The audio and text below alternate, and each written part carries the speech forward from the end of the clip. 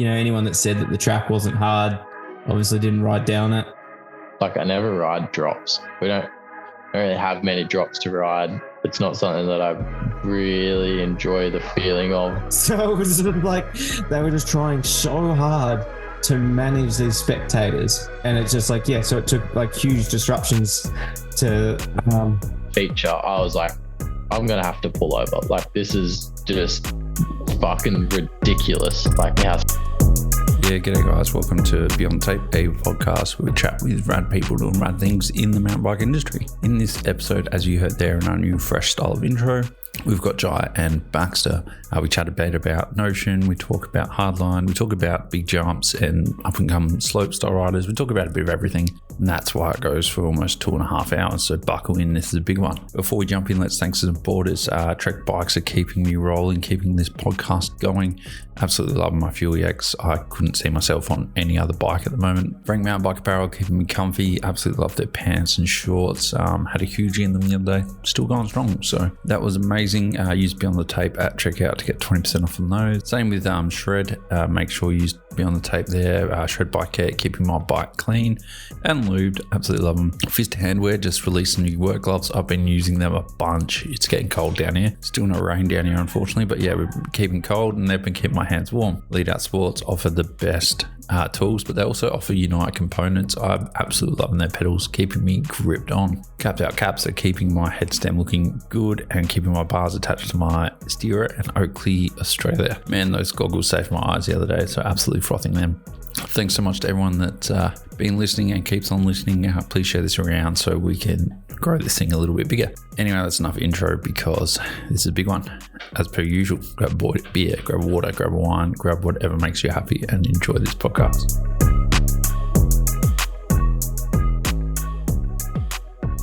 And working with like a bunch of new crew. I'll just sit out of this bit then. Yeah, well, no, you just sit out of the podcast. I just wanted you here for moral support. Yeah. Cool. Sweet. Sounds good. Yeah. No, but I guess like that kind of like leads into the whole hardline stuff. But I guess that's where, kind of like left New Zealand well, for maybe a bit. For you. Well, for me anyway. Well, I met you at Hardline, didn't I? No, you guys did like a road trip down, didn't you, in the Commodore? When did I see? Oh yeah, because I went home. You came over and started working on Hardline like the week after I left. After you left, yeah. Well, there's a that's transition. That's what I'm saying. There's a transition period. We'll talk about like when I went to Oz and then I pissed off, and then you came, and then we'll start talking about Hardline build from there. And then like there's a good bit, and then when I come back and you pick me up from the airport, and then we'll go from there. So I'll tell my story and you tell your story, and then we'll join stories. As the podcast, that's because the podcast of the both of us would just start when we started together. When I picked you up from the airport in Commodore. No, it was you picked me up in the SUV. Oh, no. Boomerang on the Gold Coast. Oh, that was before that. Yeah. We went up to Boomers for literally one weekend, like the weekend right before Hardline. It wasn't even a weekend, it was a night. But yeah, go on, sorry. Yeah, it was literally, it was on the weekend before for what we were there for, like not even it was probably 24 hours pretty much. Yeah, well, I got in there Saturday night because of all the flight cancellations and stuff like that, so I got there quite late. What were you doing? And then we went and quoted building a slopestyle course. It was going to be a silver level course. Dane's dad and Leroy's dad have been trying to get the funding together to actually build a legitimate silver slopestyle course in Oz. I suppose have an actual silver course. What are you talking about? We've got one, don't we? Do we? Up in Green Valleys? I thought that was supposed to be. Was that like silver? No, it's bronze. Oh, okay. Yeah. Yeah, I think that was the whole thing. Yeah, because Dane's dad was having a bit of a chat about it, and like it's not just Dane, but there's quite a few slopestyle guys that we've got in Australia, and especially now that we've got Crankworks, like half of the Crankworx series is in either Australia or New Zealand now, and there's no silver slopestyle events to even get you anywhere near competing at that level. So if you want to compete in your home country, you've got to go traveling through Europe to be able to get the points to do these events. So yeah, both we can really start, push in that direction, which I think is going to be pretty cool. So hopefully it all comes through. But yeah, I guess that line that we walked back still looks pretty good. We walked back and forth quite a few times and scouted different options and variability. So hopefully it all comes through. The talent in slopestyle in Australia is unreal. Like, we've got young Raf Miller down here. I think it's Raf Miller, and he's fucking ripping. Yeah. And he's just built his own full wooden drop-in ramp. I think it's 30 foot tall with an airbag and ramp and stuff. So, he's invested all his time and money into setup. It looks legit. Yeah, and it's all on him. I'm pretty sure he worked and he built it, and he's just out of high school, so he must have just been working. So it's unreal to see. Yeah. Good on him. You can tell, even just in the last month or whatever since he's had that thing set up, it's swear every second day I see a clip of him being new learn, learn a new trick, learn a new trick, learn a new trick. It's insane. Who is this? Raf Miller. Raf Miller. Yeah. I'm gonna give him a follow right now. Everyone should, because he's up and coming. Not just because he's from SA. I'll be doing some filming with him later in the year, I think. Sick. Got some ideas. But yeah, I think he's sick. going to be sick. Yeah. And sick. then Dane's another level already. Yeah. It's just sick to see. Dane is riding with Dane in real life, and riding the same features as he's tricking. I'm just and to watch how perfect he is with everything that he does is just adds a whole nother layer of how good he is. He's so calculated.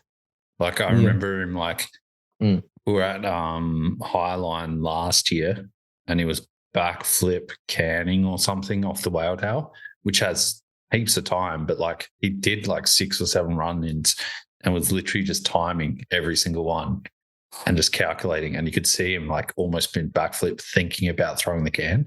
It was super, super cool to see.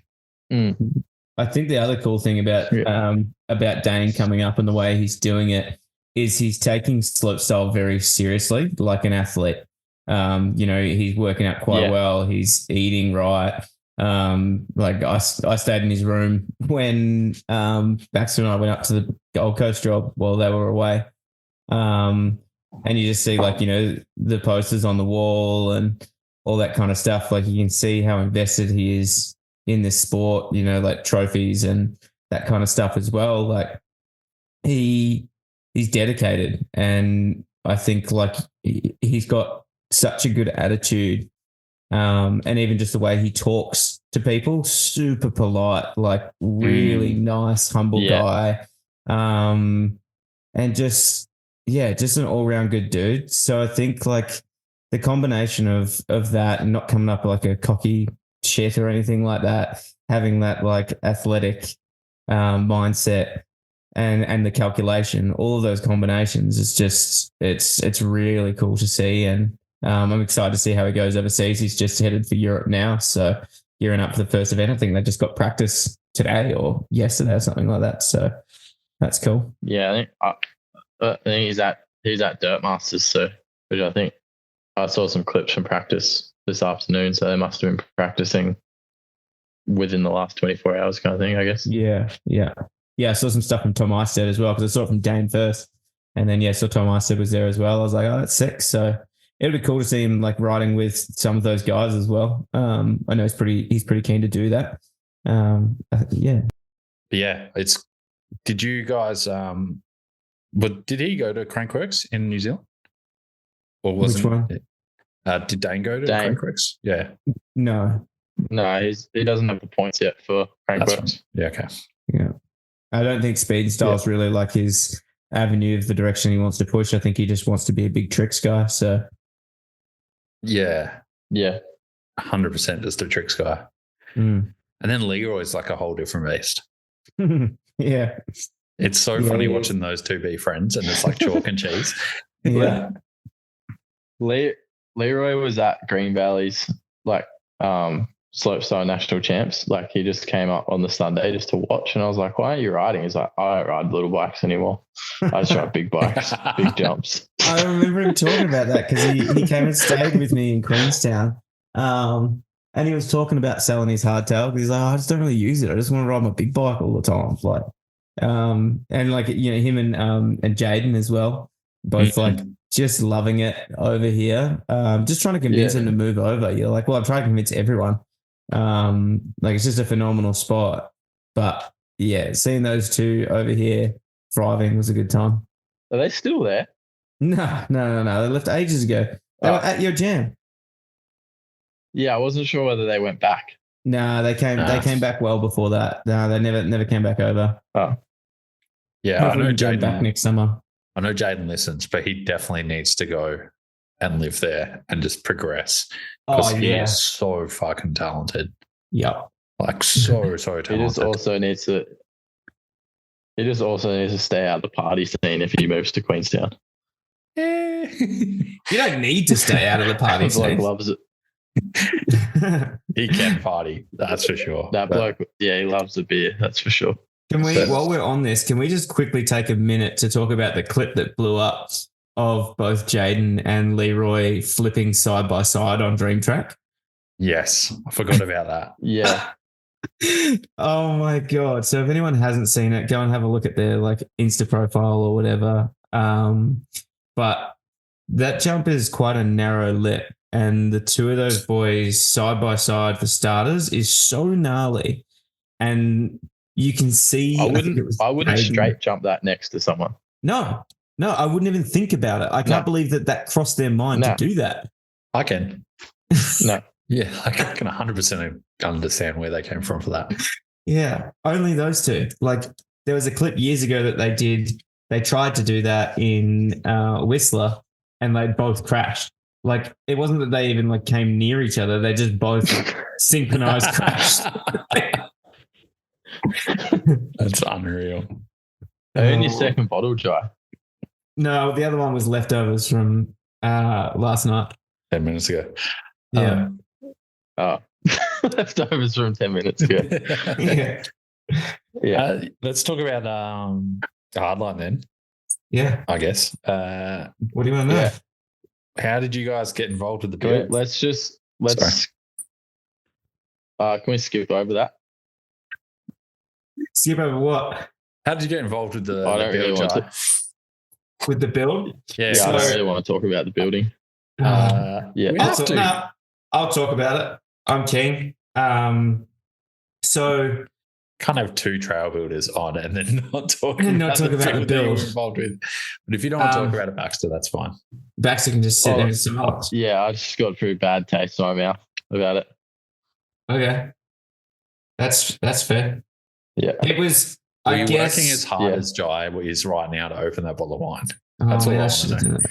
It's like the cork split. Go ahead, Jai. Well, how'd you get involved with the in the build? So how I got involved with the build was I did not work on the build for Hardline at all. So I just want to clear that up because quite a few people asked me about that.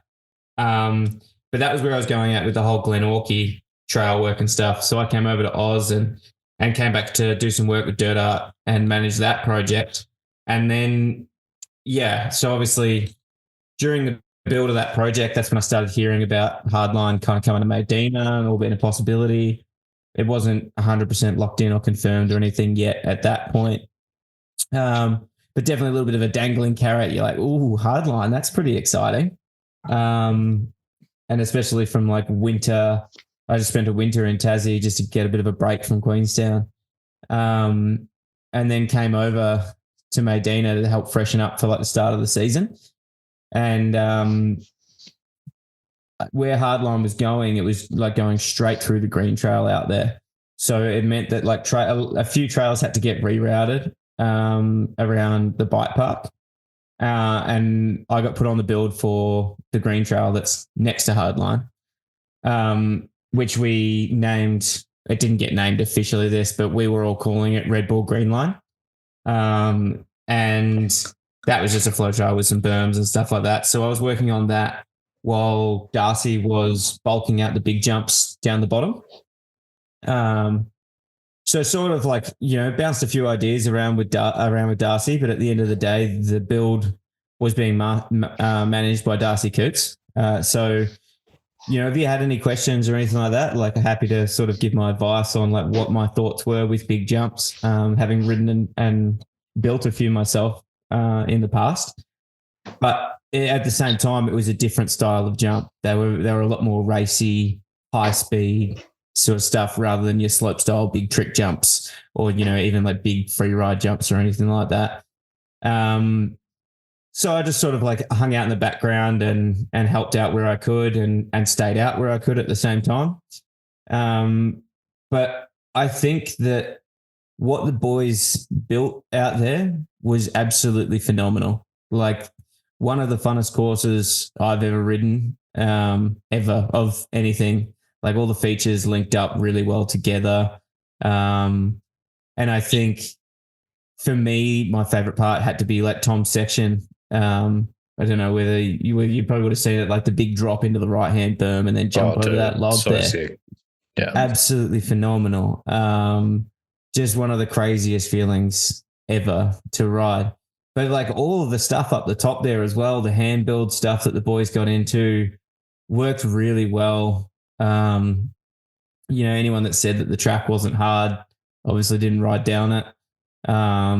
You could obviously always make it more janky and unsafe and all that kind of stuff, but there were definitely some gnarly sections in it. Like as you can see, like Jackson can't race, for most of the World Cup season because he had a hugie in the rock garden, which for me, like that was the hardest part of the course. I was like, you're coming into that rock garden pretty high speed.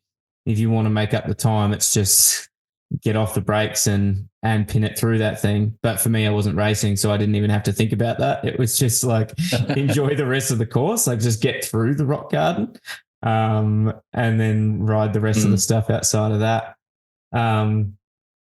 But yeah, I think all in all, for like something that was done for the very first time, like a brand new first build, realistically, other than Simon Palmer that was on, a lot of the carpentry stuff, who worked on the Hardline course in Wales, no one had ever built anything like this before. So everyone was just being thrown in the deep end and had so much pressure, external pressure or even just like pressure that you've built up in your own head of like Hardline is a pretty big deal. And like, it's a pretty big, like, how do I put that into words? There's so many eyes on it. Like it's something different. It's not a downhill race. Well, it's a downhill race, but it's not like your regular World Cup downhill track.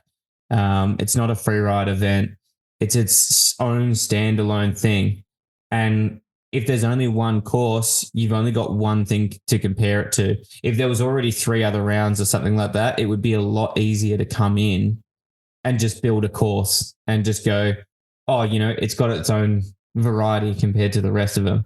But they just had to compete with the one that was already established over 10 years or however many years it's been now, where they've been incrementally improving the course, year after year after year after year. These guys have to go straight to their top standard from the first build. So I think there was definitely a lot of stress and tension throughout the whole build process.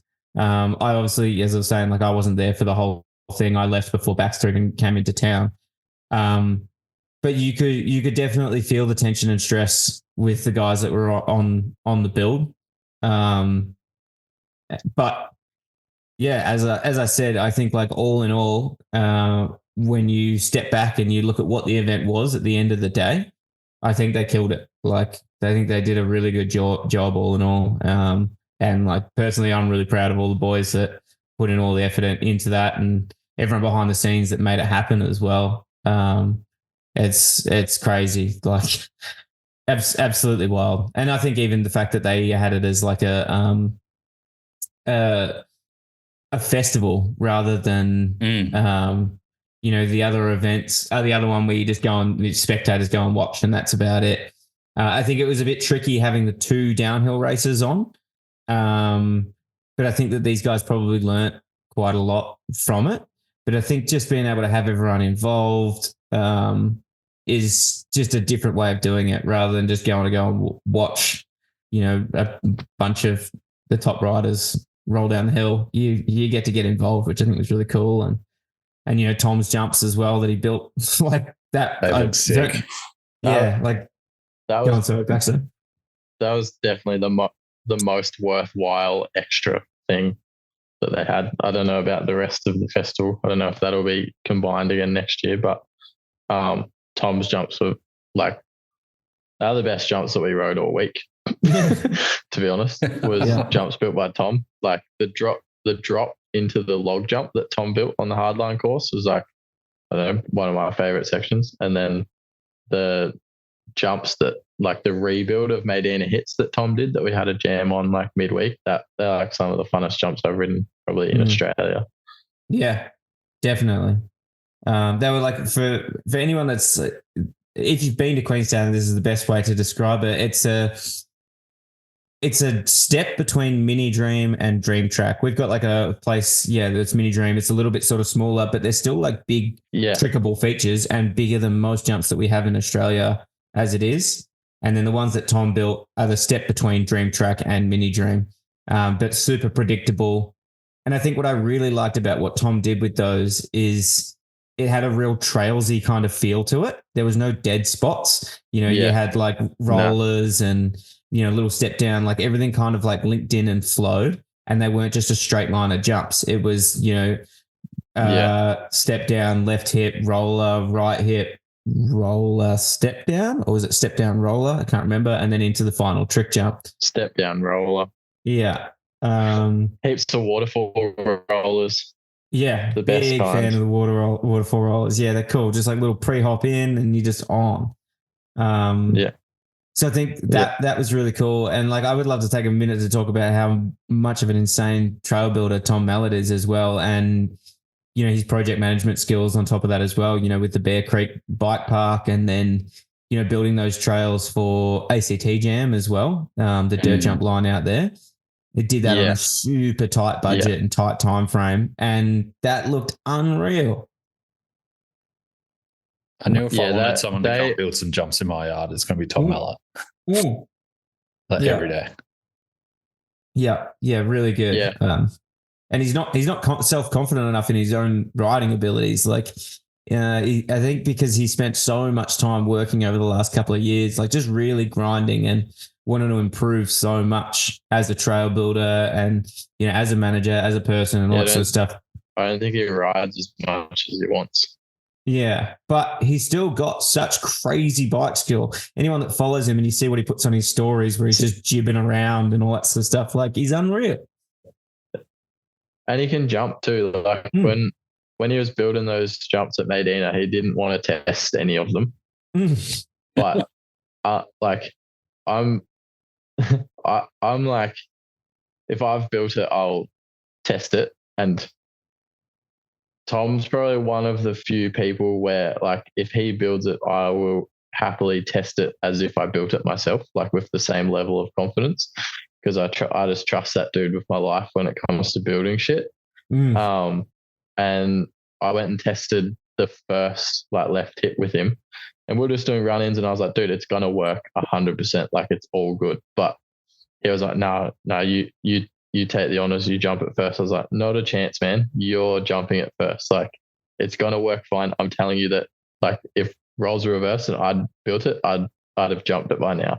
I just did run in after run in until Tom fucking actually jumped it first. And I was like, sweet. And then I jumped it. I was like, perfect. It worked exactly like as we thought. Yeah. But he, like you just said, like he needs to trust himself in his own riding ability, because like obviously his building is insane. And even though he doesn't ride much, he still has all the control and like all the bike skills to jump anything that he's built. So if he wanted to, he could have easily jumped or ridden like the drop into the log jump that he built on Hardline, I reckon. for sure. Easily. Yeah, without a problem. He could have ridden the whole course without issue. Like he's a really talented rider. And a lot of people don't know, like, you know, when he was a fair bit younger, he was like quite a tapped racer as well. I can't remember the results off the top of my head, but I'm pretty sure he was like a pretty top national level downhill racer. Like, I want to say he was definitely inside the top 10, you know, through juniors and all that kind of stuff. And that's a lot of stuff that people probably don't know about Tom. But he's... Have you had Tom on here? Yes. Yeah. Yeah. But all this talk makes me want to get him on again. Yeah. So, I was going to say, we should invite him into the threesome, make it a foursome. Oh, that'd be sick. Definitely. He'll be like the dark horse in the corner, though. He won't talk. We can get Tom talking. Nah, he talks. Get some wine into him. Yeah. Or a beer. Yeah. Or a water. But he's definitely built like one of the most, like one of the biggest jumps that I want to shoot. Like one of the most, I'll say this, like place I want to go the most to shoot is now the jump line in Medina. Yeah. Yeah, sick. Like it just looks so scenic and so nice. And the jumps are actually big. Yeah. It's definitely one. They don't look that nice anymore, unfortunately. Oh. Well, it's all right. It's winter season. They'll get a little buff up for next year. Sorry, go on. What was let's go back to Hardline a little bit though. Yeah. Like how do you like I've been fucking around in a digger a little bit for the last 6 months. Sick. How do you kind of go about building that lip for like I know you guys didn't build it, but how would you guys go about building the lip for the 70, 90 footer or whatever it ended up being, the 69 footer? How do you you have to pack the bottom and build up from there, or do you just lump it up and pack it all at once? Start from it depends who you are and where you want to put the takeoff. Yeah. That's such a hard question to answer because there's like so many different ways that you could build it. But you're absolutely right in saying like same with most things, like you've got to start from the bottom and build your way up. Otherwise the thing's just going to fall off the hill.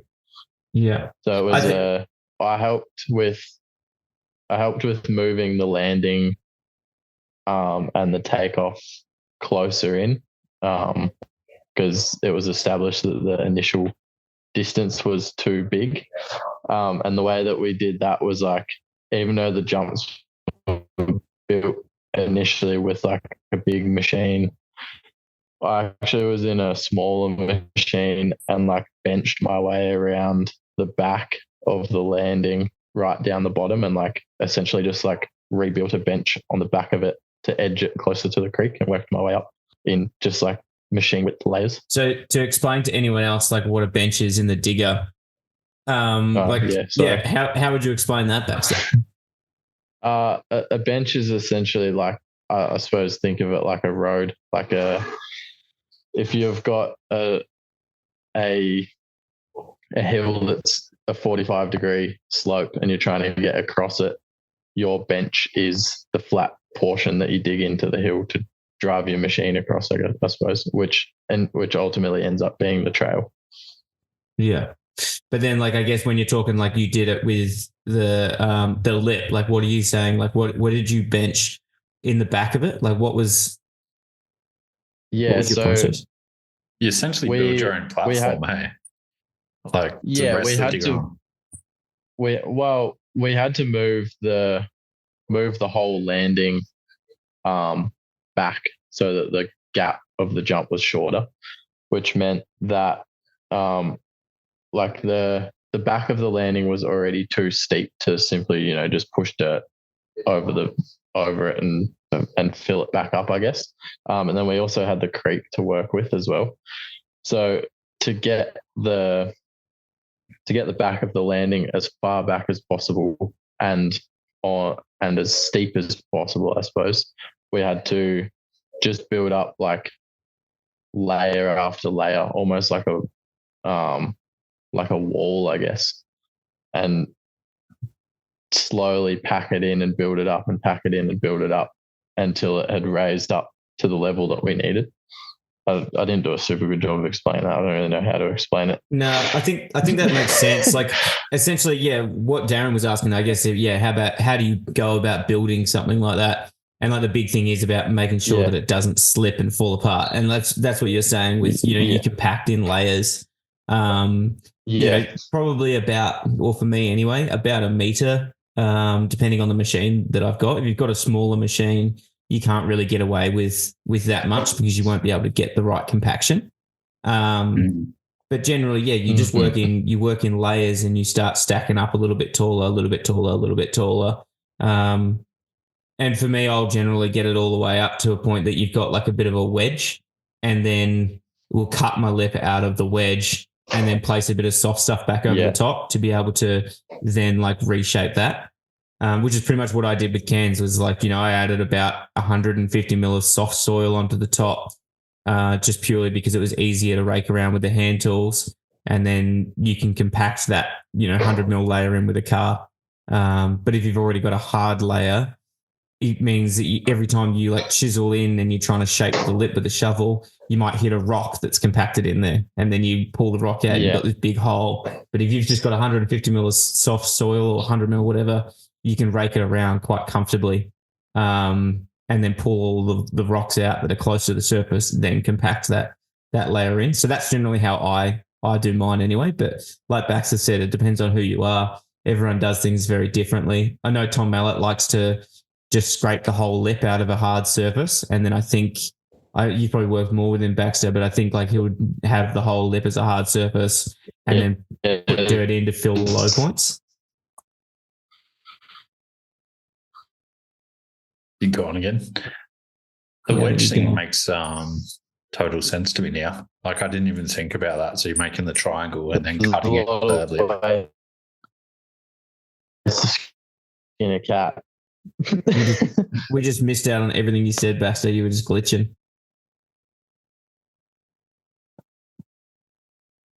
It sounds like Baxter's having technical issues at this point. Queenslander. How was dropping into those jumps that you haven't built? Like, how was it dropping into Hardline for the first time? For me, it was pretty. To be honest, it was pretty chill. Is he back? Yeah, I think so. Hopefully, yes. This is horrible on my end.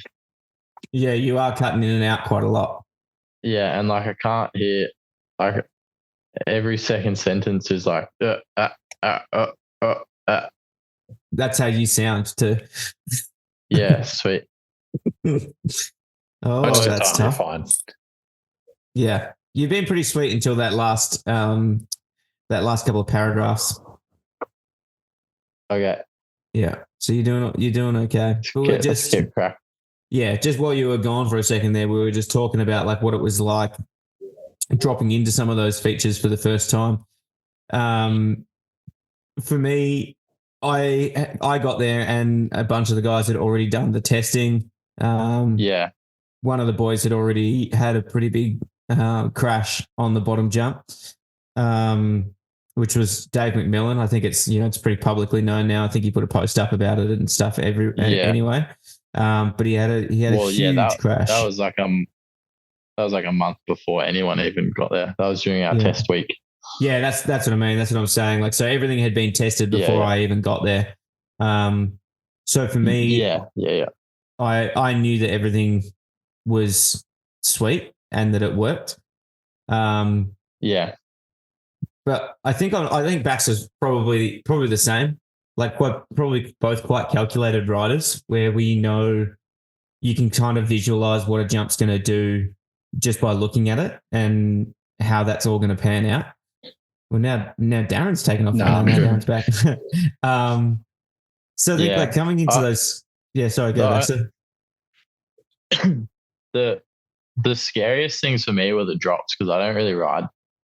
Like, I never ride drops. We don't really have many drops to ride. It's not something that I really enjoy the feeling of that much. So like I don't go out of my way to ride big drops. So I think like eyeing up a jump, like a normal double, I'm pretty good with being like, oh, yeah, cool, it's probably going to feel like this. You're going to need to go this fast. But like eyeing up drops, and especially of that scale, I was like, I got no fucking idea what this is going to be like when I go off it. It's interesting that you say that, because I think my thing's slightly different because of like, I guess I've done quite a lot of riding on the Rotorua slopestyle course, and that was the first time I'd ever ridden like a flat drop, like quite a large flat drop. Yeah. But that's probably the only time. But man, I've done so many laps of that course now that I feel like I've got a little bit more of like a visualization for drops as well as, just as well as I do with the other jumps as well, because they're quite tricky to look at. You might be sitting on the top. Well, the biggest thing for me about a drop is the landings have to be so much steeper than you think that they need to, because you're not getting the same forward momentum of like up and then down. You're literally just falling immediately. So it means that landing's got to be so steep to be able to catch you on the backside. And we probably noticed that a little bit at Hardline, that a couple of the landings were like pretty mellow for what they were. Like they definitely could have been steeper, but at the same time, they're pretty much all very flat. Yeah. But at the same time, I think it also Bernie, that clip of Bernard's ankles was unfucking real to see. Like I know his was a bit harsh, but that was I heavy. almost tested that drop like the week before, and then still here. Oh, Darren's gone. No, I'm still here. I just turned my video off. Okay. I almost tested that drop like the week before they all rocked up, because Darcy broke his collarbone, and then they asked me to step into Darcy's position, and try and get all the jumps like finished off, so that when everyone rocked up, they had something to test, I suppose. And we were looking at the road gap. The landing was like a little bit soft. We'd kind of like knuckled it over to make it a bit safer to test. And I was running into it thinking, you're just going to like kind of cruise off this. And then because the landing was soft, Reece saved my life that day. But Reece was like, man, maybe we'll just come back to it, like try again another day kind of thing. And we tested the next jump instead. But like in hindsight, looking at how fast Bernard went off that thing and only just made it, I would have landed on the fucking road. I would have actually killed myself. Which drop was that? You're talking about the timber one? The container road gap. Yeah. Like I would have actually died. So was that longer beforehand, or you were just like just the speed? No, I just had no idea how fast to go. Oh, I just thought you'd just like I was just like, you're just gonna like cruise off it. Yeah. Would you have pulled off it though? Like, would you have done a little like natural pop? Yeah, I would have got, like, if I had have actually jumped it, I would have like maybe done a pedal, got to the end and been like, when you're at the takeoff and then you're like, oh fuck. Yeah. And I would have yanked probably, but like I still would have killed myself, I reckon. Yeah. It did used to be longer too. Like, how it was like built up onto the old shuttle road. Mm-hmm. Like there was like a raised case pad. Yeah. All of that raised case pad didn't used to be there. It used to just be like to the road landing. So it was probably like 1.5 meters longer and further down. Yeah. I don't think that would have been an issue though, gauging off like where we're all landing, but it's definitely scarier. Nah, but for the testing, it would have come up even shorter. Because he pedaled like 3 times into that, and he's a power horse. Like, yeah, exactly. And then he pulled, and he landed. He like greased it. I was literally planning on doing like a pedal and just cruising off it. Well, it was funny because I didn't pedal. I think I did it in the end, but yeah, I didn't pedal in the end, and I was like. But remember, I don't know if you remember from the video when Bernard jumped it, there was like an S bend onto the bridge.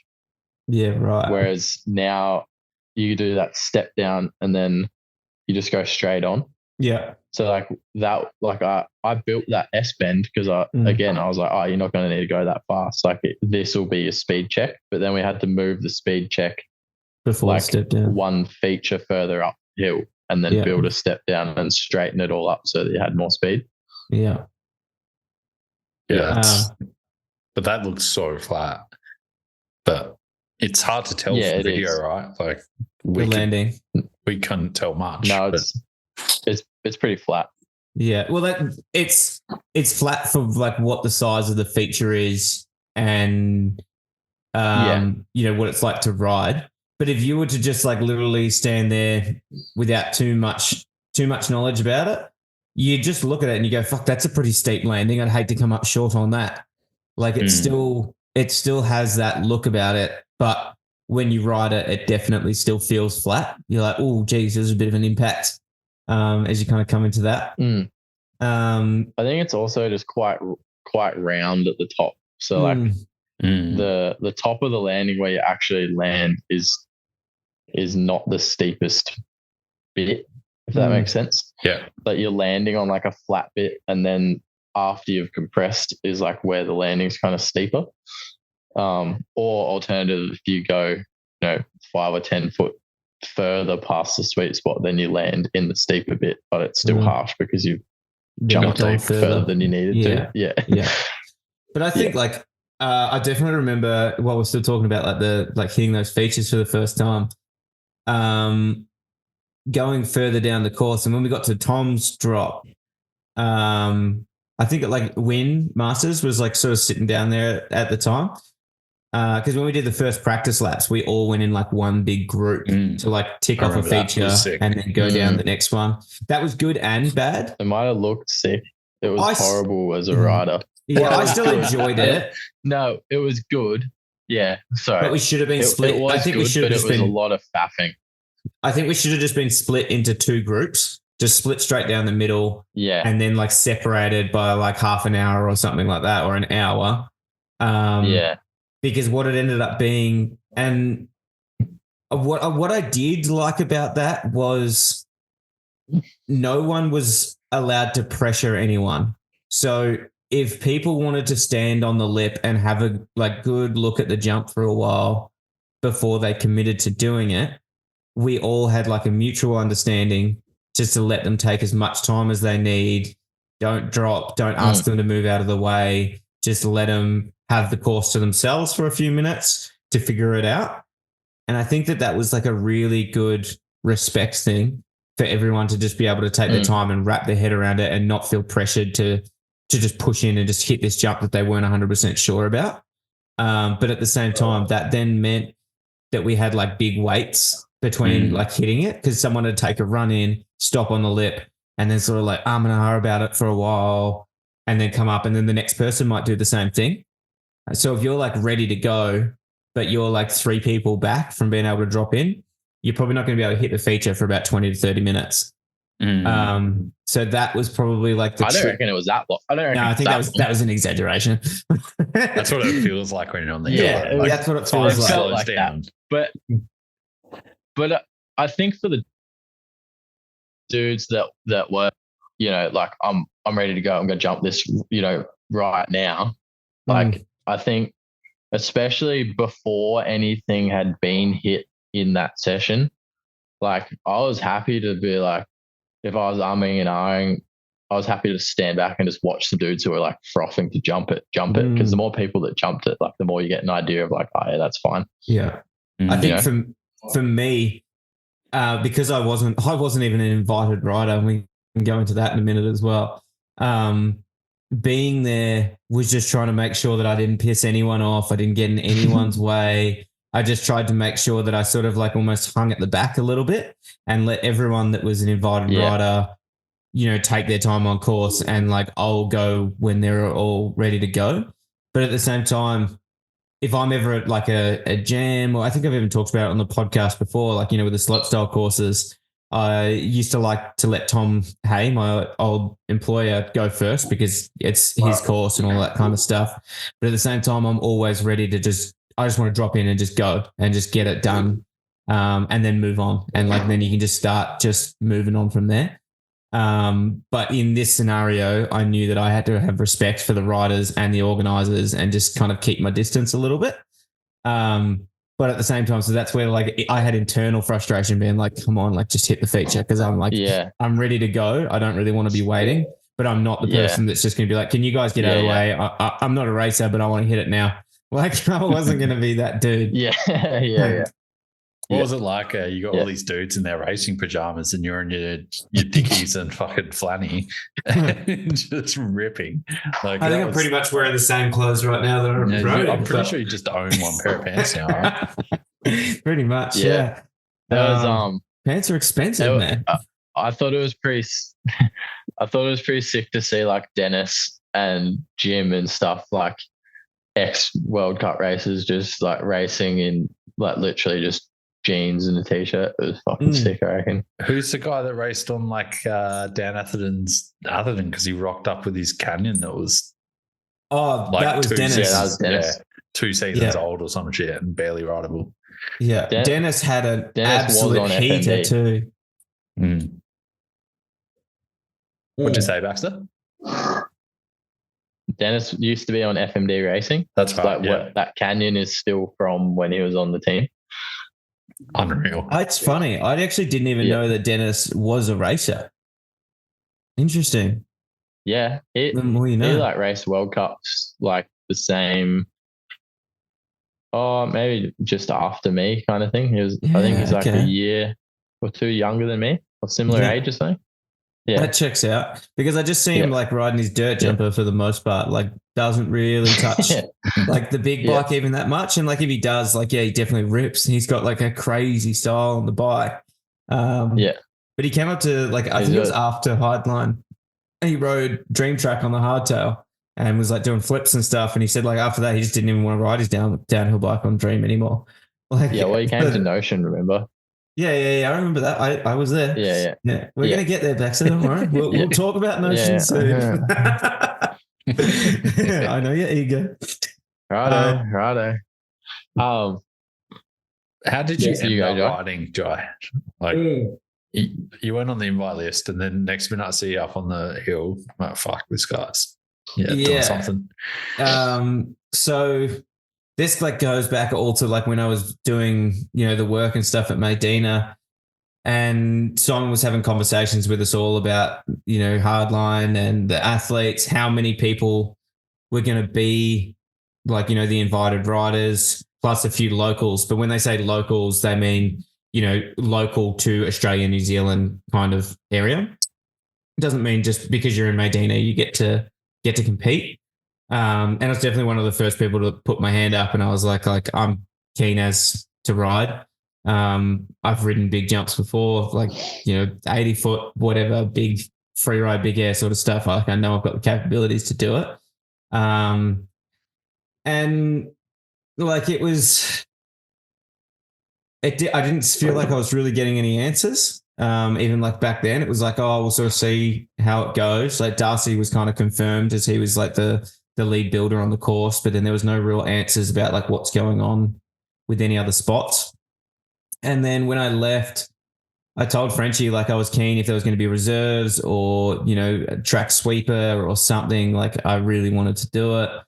And didn't really hear much. And then I sort of sent like another message, and I was like, well, because I was umming and ahhing about whether I was going to come over. I didn't really want to come over to Hardline just to watch. And I was like just weighing everything up. And then Baxter was talking to me about Notion happening. And I knew Tom Mallet was building the jumps at Medina. So I just decided to make a trip out of it. I was like, no matter what, like I'll just go over, and then I've got 2 jump jams that I get to do over like a 10-day period kind of thing. So I booked the tickets, and I was like, I'm going, and I messaged Frenchie again, and I was like, look, like I've booked my flights. I'm coming. I'm really keen to come over if there's like a possibility for reserves or anything. And he did get back to me after he had a meeting with Red Bull, and Red Bull got back to him and said that they weren't going to be making any more changes to the riders list. Like done, it's all sealed off. And then like a week before I left, I started to see like new riders get added to the lineup, which was like Dennis. But Dennis had also been riding at Wales like in a couple of years before he's raced that. Wales a bunch of times. No, he never raced. He's never done the start because he's just ridden. He's crashed or like something's happened where he hasn't been able to compete. So Tasmania was the first time he was ever actually able to compete. So I saw that he got added. Yeah. I saw that Matt Jones got added. And then at that point I was like, man, well, people are getting added to this list. I'm like, I just decided at that point that I was going to shamelessly do everything I could to get in there. And like I'm just gonna keep going until someone tells me to fuck off. Pretty much was like that was my mentality. I was like, I want to be here so fucking bad. Like I want to ride this stuff. And I said to Baxter I think it was like when we were coming home from like back to Medina from Hobart Airport, and I was like, man, I'm gonna try everything I can to get into this event. Like, I really need you to introduce me to the people at Red Bull or whoever else I need to talk to, just to try and essentially plead my case and just feel like, look, like in the end, Baxter introduced me to, why have I forgotten his name now? Matt. Not Matt. Who was the guy at Red Bull AU? Tim. So that was where we started. So Red Bull Australia. Well, luckily through Darcy breaking his collarbone and stepping out for a week, and then me stepping in, and then Darcy coming back, and then me, I suppose, just being involved in like the testing week and the build from there on, I was able to build enough of a trust relationship with Tim and Matt to be like, look, my mate Jai's good for it. He's more than capable. He's not going to kill himself. Like slam ride practice at least. Yeah, and we started with Tim, and then Tim's like, well, I'm not really the guy. Like, you're going to have to speak to Matt, and then spoke to Matt. And then Matt was like, yeah, same. Like, he was kind of like a bit hesitant, but I basically just said, like, I know a bunch of riders have all pulled out. Like, David obviously like hurt himself. There were other people that were supposed to be coming from overseas. And that was where I said, like, yeah, I'm here. I'm ready to go. I've like ridden all these big features, not these ones, but I've ridden big features before. Also pretty capable at downhill stuff as well. And then, it was when I went to like the change room to like go and get changed or something. And Matt came up to Baxter and like kind of gave Baxter, or this is what Baxter told me anyway, like gave him a bit of a look. Matt, and he's like, this guy, like, is he any good or like what's going on? And then luckily, Baxter vouched for me, and Eddie Masters was there as well, but he had a head injury. He was also supposed to be racing. Yeah. And I know Eddie, I wouldn't say quite well, but I know Eddie pretty well from being over here in Queenstown and bumping into him through the Vanzacks and lots of stuff as well. And he was asking like if I was riding, and I was like, man, I want to so bad. And then he went and vouched for me to Matt as well, because I said to Matt, I was like, look, I know a lot of these riders that are here, and like I'm sure that they're all going to vouch for me. And then Eddie went and said something to him for me, and that was when they got back to me, and they were like, yeah, look, like we'll put you on for practice. No promises that you're going to get to race or anything like that, but like we'll see how you go out there. And then it was at that point, my mate, which you would have seen, David Perez-Nani, Argentinian guy, also a Queenstown local. He was over there as well, pretty much like had the same idea. He really wanted to do Hardline too. His riding has got phenomenal over the last 2 years. So sick. And, he asked me, he's like, oh, you're going to come for a lap? And I was like, oh, bit of a change of plans. Like, I'm going to do Hardline. And he's like, who'd you talk to? Show me. And I was like, oh, like, pulls out a lot of cash from his pocket. He's like, where do I go? And like, I just told him, I was like, like Eddie spoke to the guys for me and Baxter, blah, blah, blah. And he's like, where's Eddie? And like, because he knows Eddie Masters quite well as well. And then Eddie went and spoke to them about David. And then we were on, like both of us. So it was pretty sick to like, be out there with one of my other mates from Queenstown that I ride Dream Track with every single week. And the two of us, like, I'm not going to say no business being there because I feel like we definitely showed that we fucking oath you do. We did belong to be there. Blunt, like you guys fucking ripped. It was cool. And it's just like, we were nobodies essentially, but we were like, we know we've got the capabilities to ride this. So getting that opportunity was just something else. And I'm forever grateful to everyone at Red Bull for allowing me that opportunity. But one thing that I struggled with while I was there was because they had that other race on at Medina, we're all like jumping onto the Hardline shuttle bus because there were separate shuttle buses, one for the Hardline and then one for, everyone else that's like racing the other downhill race. And sort of looking over, the one moment that I really like struggled with it was when I was boarding onto the Hardline shuttle bus and you look over and you see these top level races, Australia's like best racers and stuff are there and they're looking at you. And I couldn't help but feel pretty guilty and feel like I shouldn't be here. When you've got guys like that, that would love to be racing, like Will Hines, for example, like would be phenomenal rider to watch at Hardline. I'm pretty upset that we couldn't get Will in because I tried as well. And I think he was sold a bit of a lie for like the months leading into that his name was kind of like in the ring. Yeah. And then I spoke to Matt, like after I got you in, I spoke to Matt. I was like, just out of curiosity too, I was like, have you heard of a local kid called Will Hines? He was like, no, never heard the name before. And I was like, fuck. Yeah. Like, but hopefully for next year, we'll get him in. But the thing is, like, as much as you say that, you've proved yourself to be good at the big stuff. Like, sure, the races are sick, but like, no one else is flat spinning. Yeah, but Will is sick. Like, I'm not saying that Will doesn't deserve it, but I'm just saying that there's no reason that Jai shouldn't be there either. If you know what I mean? Like, you both deserve spots for sure. Yeah, I think it's a tough one because I think that Will would have put down an extremely good result there. Yeah. Whereas if I was given the opportunity to race, I don't think I would have done too bad. Like, I think that I've still got a little bit of pace in me. Maybe not the fact that like I haven't dedicated so much time to my racing and stuff, but kind of just piggybacking off the natural ability a little bit. And like I probably would have got down with a semi-decent time. Yeah, but nothing like what Will would have done. Matt Jones was riding. Yeah. That's the other thing. Like, obviously, he's there to get as many views. Like sorry. Oh yeah.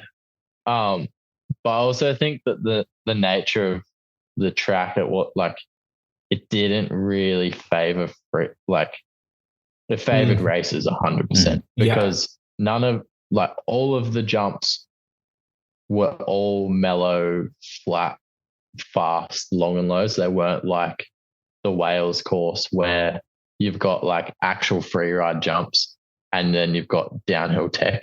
It wasn't the course was, don't get me wrong, it's unreal, like one of the sickest tracks I've ever ridden.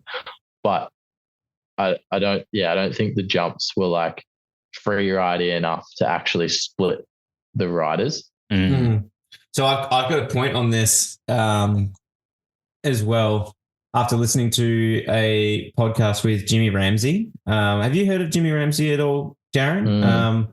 Talking Turkey with Jimmy, I think is the name of his podcast. He's out of Queenstown. I've heard the name. Yeah. I've heard the podcast name. He had Louise Ferguson on, who was the one that had like 3 crashes or whatever, and still hit every feature. MVP by far. MVP. And he had her on. And Jimmy had a pretty like strong stance on the fact that, why are these free riders there? Like at the end of the day, it's a race. Like, it's sick seeing all of these guys in practice. And like he thought that the best thing about Hardline was all the content that was coming out before the actual race went down and getting to see all of these people riding. So his opinion was, yeah, sick. Get these free riders in for practice and all that sort of stuff. Like, get some cool content out of them. You're going to see them tricking these big features and all that sort of stuff. But when the racing comes along, just let the racers do their thing. And I think in the current format that it's at, I would agree with the same thing, because it's pretty crazy to have these guys and girls at the top, like so fast. And then you've got everyone else that's kind of like dribbling away at the back, when you've got so many other racers that would be really capable of riding this sort of stuff. And I think that the reason Hardline was built, I don't know, I didn't talk to Dan enough about like why they did it in the first place, was that the World Cup tracks were just getting too easy and fast and boring, and they wanted hard shit to ride. So it's not necessarily about it being a free ride event. It's just a different style of downhill track. So yeah, having the free riders and stuff there, I think is cool.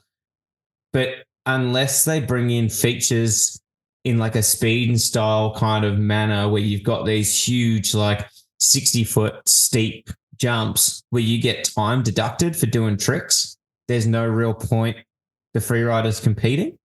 And I say that as a free rider myself, but like I was just happy to be there to be riding the features and cool with that. But it is kind of strange that these guys are brought in literally as like a bit of a token so that we can get some more views. Like the big thing is like, how many more people would have watched Hardline because Matt Jones was racing? Oh, a million. Like that brought in numbers. Like that brought in so much money having him race. Maybe if he wasn't racing, maybe the event wouldn't do as well. Like, it still does great or whatever, but he actually probably could have brought in a hell of a lot of money for that event, just in like the stats that they were able to pull by having someone like that there. It's like the Mike Tyson, Jake Paul fight.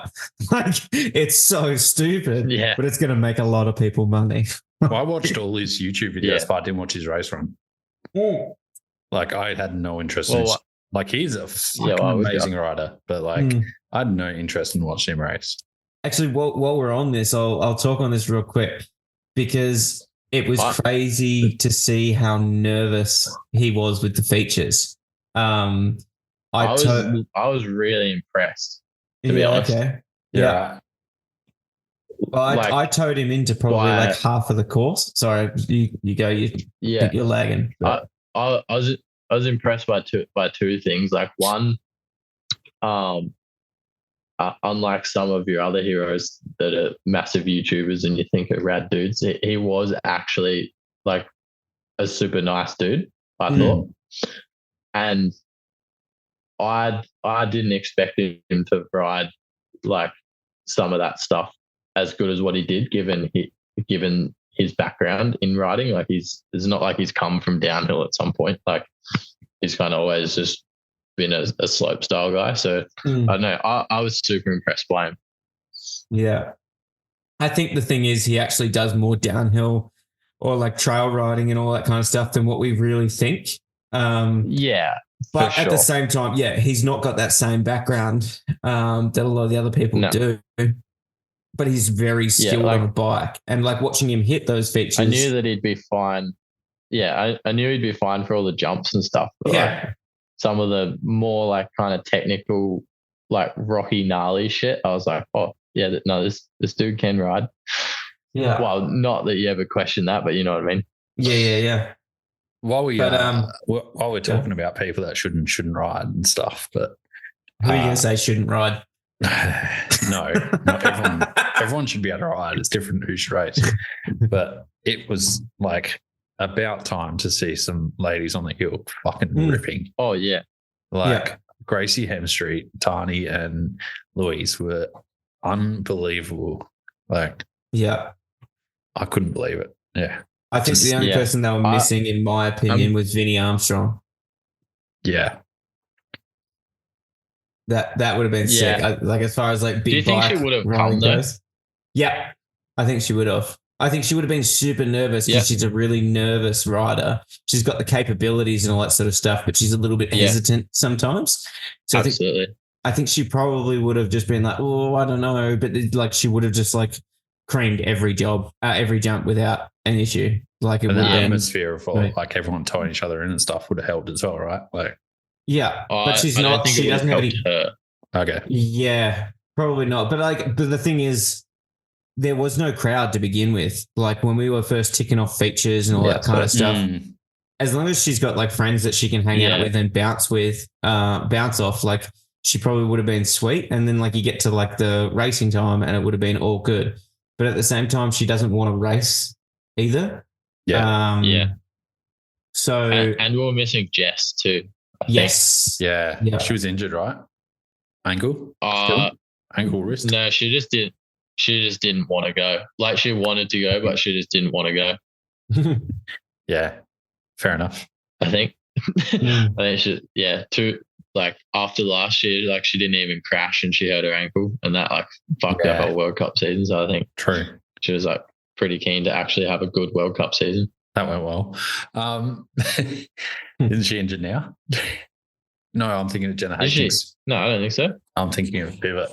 Jenna. Yeah. Yeah, like I feel so sorry for Jackson but like this shit's going to happen anyway. So it was so unlucky. It was so devastating. Like watching on the big screen down the bottom, like and you just see it happening. You're like, oh my God. Like it was so gnarly. Like actually all of it, like the first couple of races that we watched come down, we watched them on the TV in the athlete tent and then watching Louise go down. Which time? Well, like the first time, and we're like, oh no. But then like seeing her get up and then just like hitting feature after feature. And then when I can't remember whether I think it was just 2 crashes. I can't remember whether there was a third one or not, but I think it was just two. But like the second one that she had was so gnarly, like getting hung up in that berm. And then you see her get up and we were kind of all just expecting her to just like cruise down to the bottom and not hit anything. And like us in the athlete tent losing our mind when we saw that she hit like the container drop and we're like, she's going for it. Like, and well, I heard a rumor like it was a kid on the sideline that's just yelling, keep going. And that's what got her kept going. Like, oh, that's cool. I think she mentioned that somewhere. Sick. Yeah. That's real cool. Louise is such a fantastic, bubbly person. I've never met someone.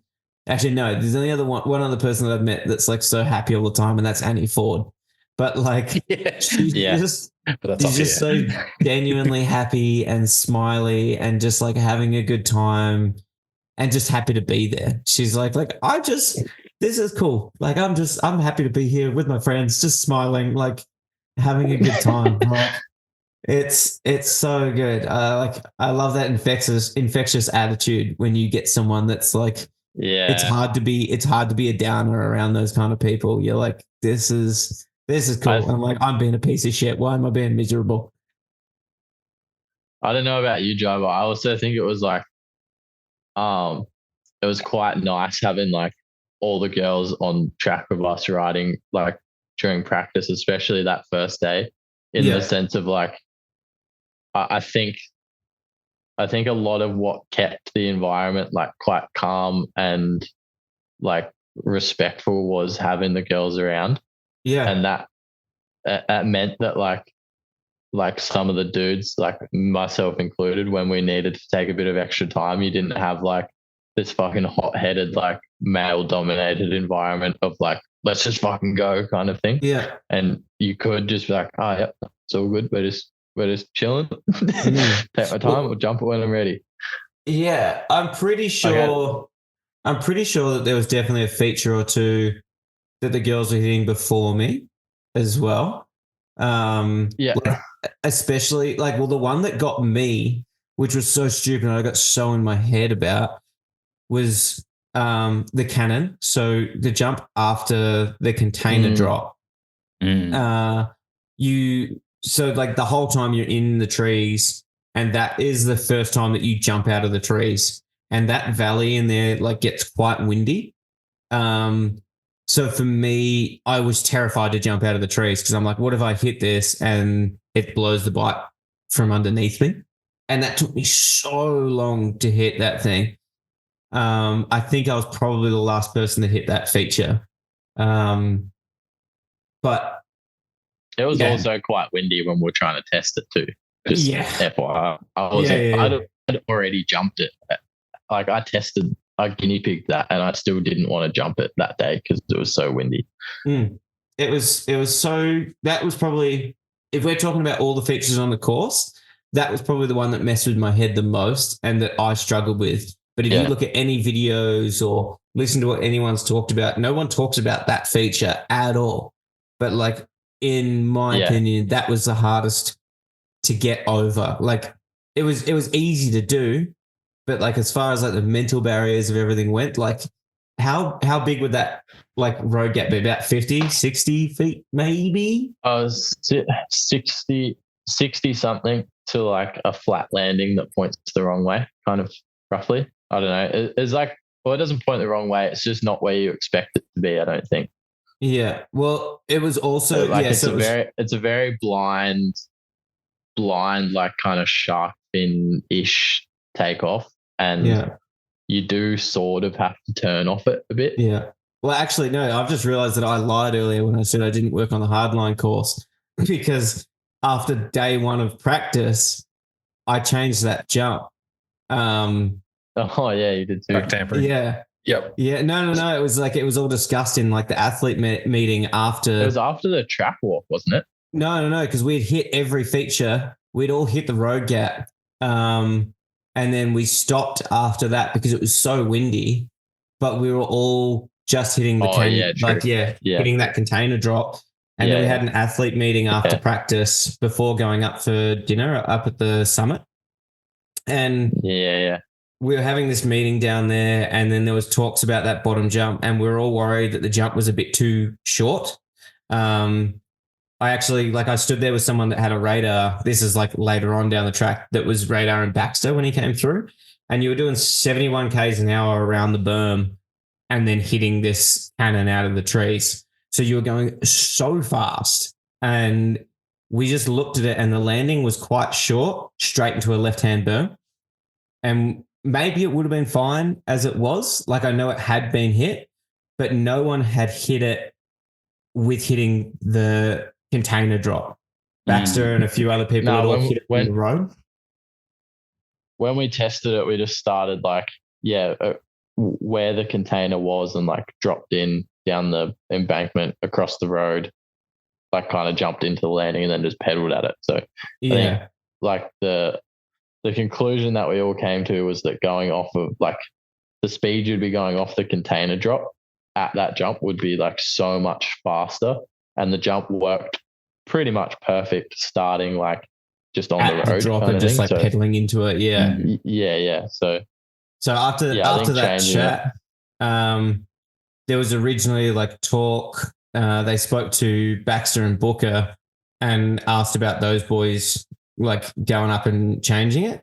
And then I think it might have been Chaos that like spoke up and was like, well, you guys probably want some rest. So like, don't you? Like, you don't want to be like, you guys are racing. Like, you don't want to be out here like doing trail work. Yeah, that makes total sense. Like, what the fuck? Yeah. So, and it was at that point I just stuck my hand up and I was like, I'll do it. Like, no one, like a lot of the people there, apart from like, the people that I already knew, like Baxter and Booker and stuff, didn't know that I was a trail builder or anything, but I was like, look, I'll just go up and do it right now. Basically, I think that like having me and Booker there to be like, like out of anyone in this room that we would trust to go and do that, like you guys have trusted us to go and do it. We're not going to do it. Jai's going to do it. Like, he's good.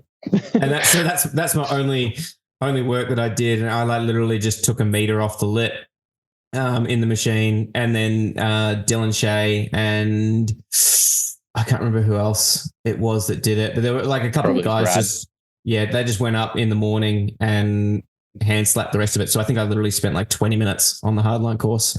So I think that means that I built the course. We can all agree on that now. Yeah, man. All those bottom jumps are yours. But even after that, man, even after I changed that jump, it still took me all of the next day to just commit to going off that lip. And like I said earlier in the podcast, like I'm pretty good at visualizing what's going to happen. And all I was visualizing the whole time was I'm going to go off this jump and the wind's going to pick up and it's going to blow the bike from underneath me. And I'm going to have a huge in this corner because it's a step down, 71 Ks an hour, straight out of the trees. And you're like, I watched everyone hit it over and over and over again. I wasn't worried about coming up short. I could spot exactly where I was going to land. I knew all of the other stuff, but it was just the external factors of like, this wind's going to just rail me. But yeah, once I finally went off that lip, I definitely realized that it was pretty chill. And it was just like, you just got to do it.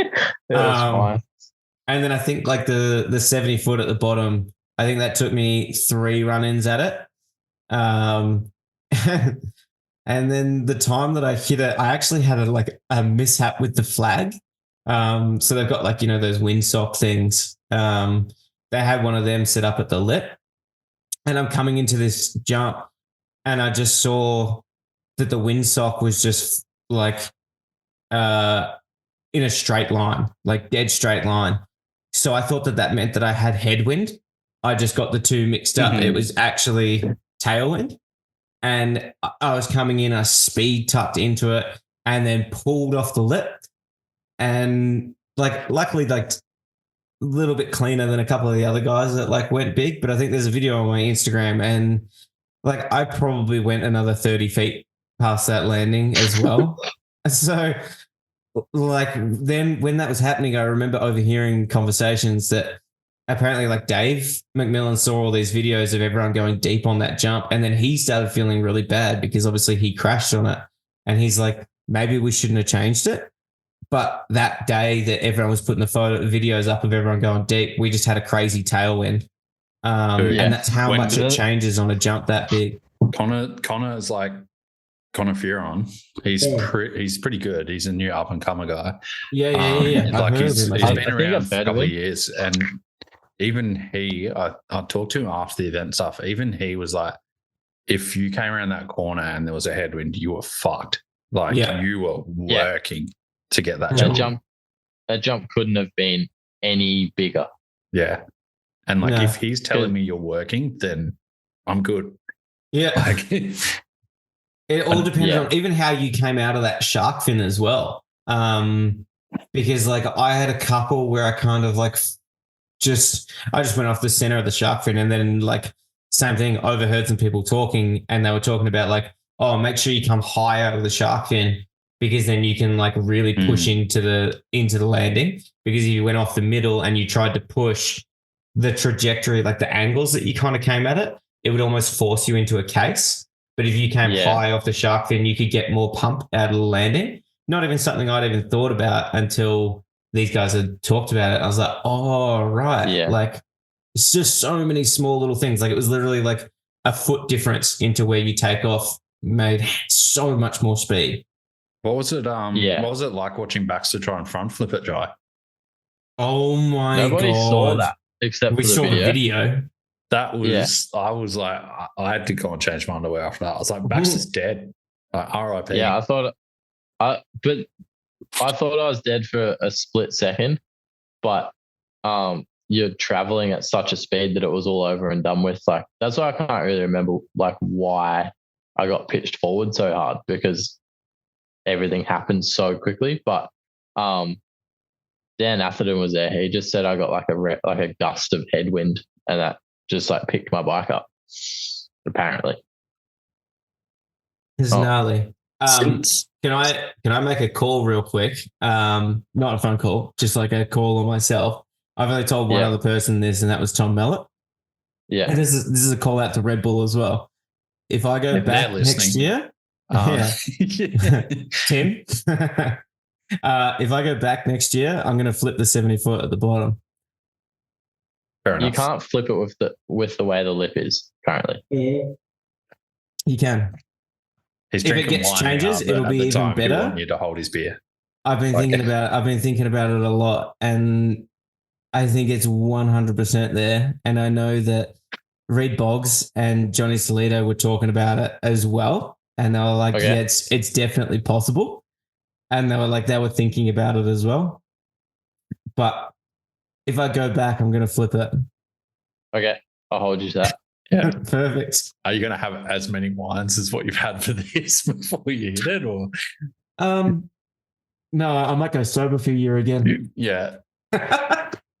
Since one of us has raced it, Baxter. Yeah. What was your race on like? Like, were you zoned in, or did you hear everyone, or like? Wait, can we edit that last part out or not? No. Before we talk about fucking backing it. Okay, sorry, go. It's going to be a like intro clip, man. I'm going to tag Red Bull, that like Red Bull NZ, Red Bull Europe, everyone. No, do it. I'll do it. Now, just before we go to, I'll get to my race in a sec, but I think one of the, and Jai, you can probably contest this as well. One of the gnarliest things that I found from Hardline from practice, like obviously ticking everything off, that was like a pretty hectic day, but was seeding day or qualifying day, because there was both like the first time we ridden the track in the wet, but because it rained, but also the first time that we had spectators on course. So it was like our first practice run for seeding day was like trying to survive in the wet, and then also like spectators were allowed on course, but only up to the landing of the cliff drop that Tom built, like the cliff drop into the right-hand berm and then the log jump. So like it's dead silent. You're just like in your own head, like trying to survive like this gnarly track in the wet. And then you get like onto the bridge to go off that cliff drop, and you just see like literally just a sea of people. And you're just like, holy fuck. And that, I think that was like one of the most intimidating like things, because I wasn't expecting it. I got so much FOMO of that because it was the day before seeding day, like because we had athlete meetings every morning and every day after practice was done. Yeah.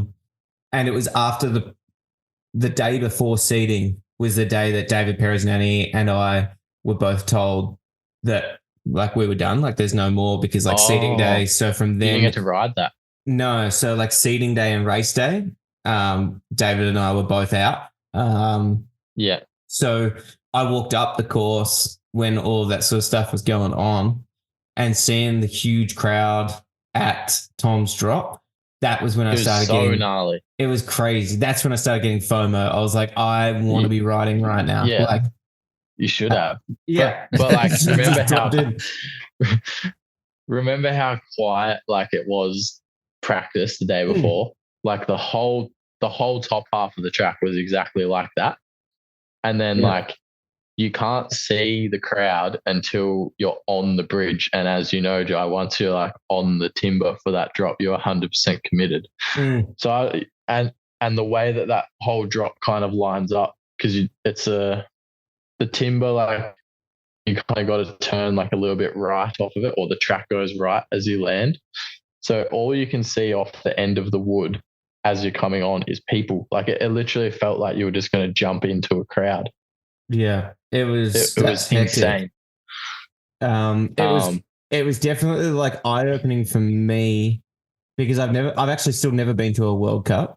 I think, like, what's the biggest downhill event that I've ever been to? Like maybe Crankworks. Yeah, probably. But even then, have you been to Crankworks in Whistler? Yeah, but like 12 years ago now. Okay. And I was on the rock because I was injured, so I couldn't race. So I think it was definitely like quite spectacular to see such a crowd. Like I've never seen that many people at a downhill race before, and then seeing it in your own home country. No, not even close.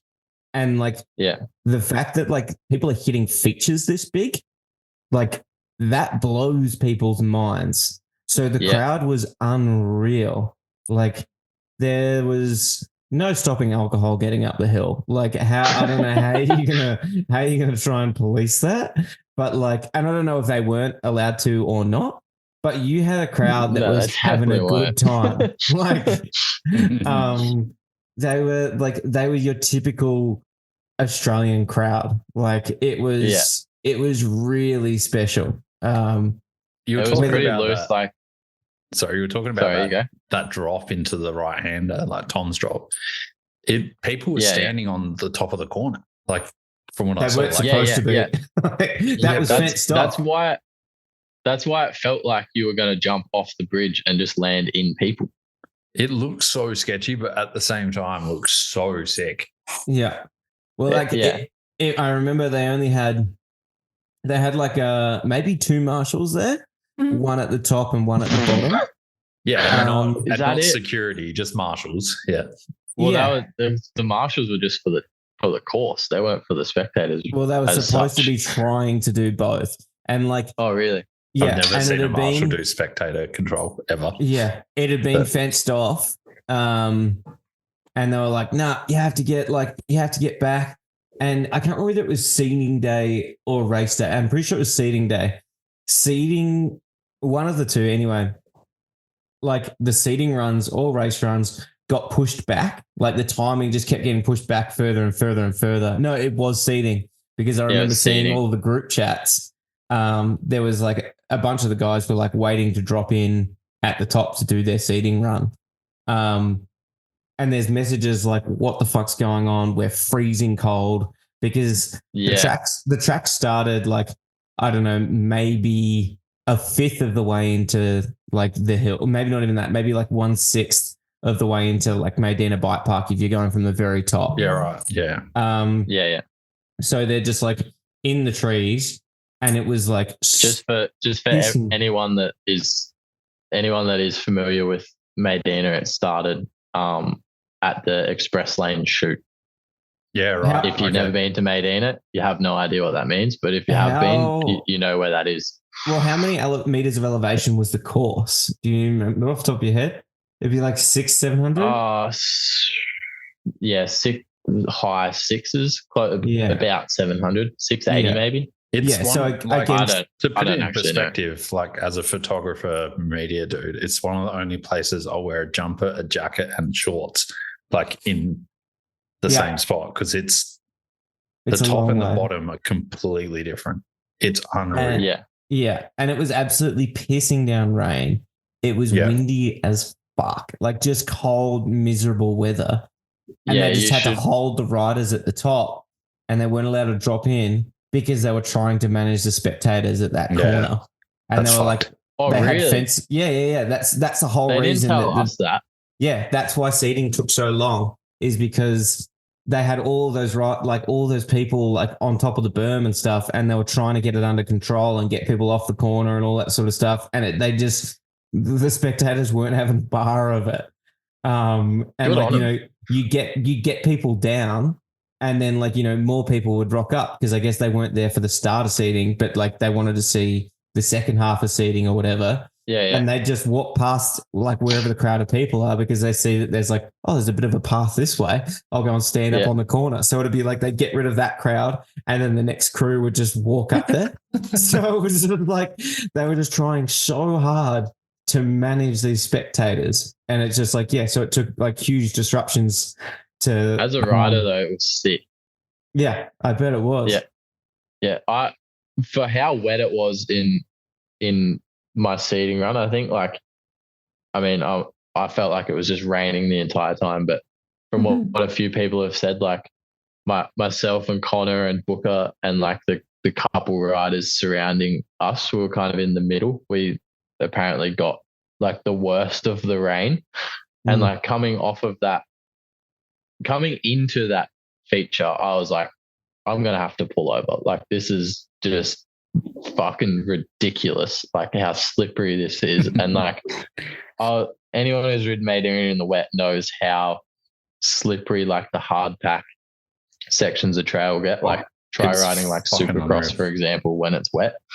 Like it's just ice. And I was like, I'm going to go off this bridge, which I know is grippy, like the timber's grippy because we've painted it with like grippy paint. But I'm just going to land on like an icy berm and then go round an icy berm and then go off an icy lip. Like I'm about to die. Yeah, and there's so much leaning all through that whole section too. Like lean one way, then switch through the drain and lean the other way. Like yeah. But you're just like, but also I know there's like probably like 1,000 people down there waiting for me to come through, and they're all standing out here in the pissing rain, and it's hardline. You're just like, just gotta keep going.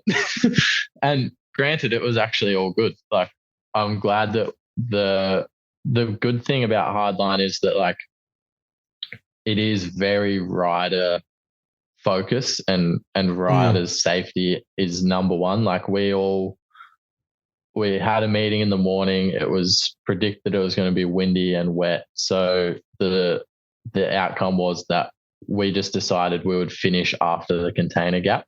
So we wouldn't even go out into the trees, into the big jumps at the bottom. Like we just wouldn't even bother, which was really good because you knew that you didn't have to ride that, which would have been death in the wind and wet. But I don't know. Yeah, you just like got to ride it. But I remember landing the road gap and just stopping before the end of the cannon, and then seeing Dan Atherton, and like it's just pissing down rain, and I just had a chat to him, and I was like, so do these conditions qualify me for Wales, or like what do I need to do here? That's sick. So yeah. But I think touching on that real quick, Baxter, it being rider orientated, that was something that I definitely noticed as well. And this kind of touches on, and we won't go into the full details of it, but like, you know, when the slopestyle athletes all, you know, went on a bit of a strike in Rotorua, it was for the same sort of reasons. I think the cool thing about like hardline, whether that's because I don't know if it's the fact that it's Red Bull behind it, and Red Bull, as much as like it's an energy drink, it's all of those sort of things, they do really care about their athletes, and they want their athletes to be safe and to be in a healthy manner. So when they run events like this, they definitely take on what the athletes are saying and will cater to that. They will listen to everything that you've got to say. Changes need to be made midway through practice. They'll get some random guy from Queenstown to shape it up and change it because they need it to happen. Yeah. But no, like what I'm saying is like with the whole slopestyle thing that happened in Rotorua, those riders didn't feel like they were being heard. And from the insiders information that I had with working on all of that sort of stuff, it was because they were kind of just being forced to ride to a time schedule, was like the biggest thing behind it. And it was like, regardless of what's happening, this is the best time to run our event. This is when it's going to have to happen. And you end up riding into the sunlight or into the wind and all that kind of stuff. And people can call those athletes pretentious or whatever.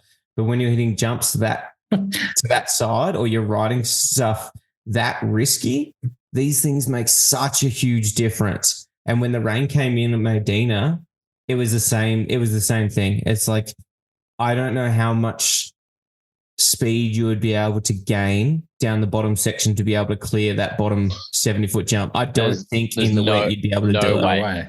No. I haven't been there, and I can tell.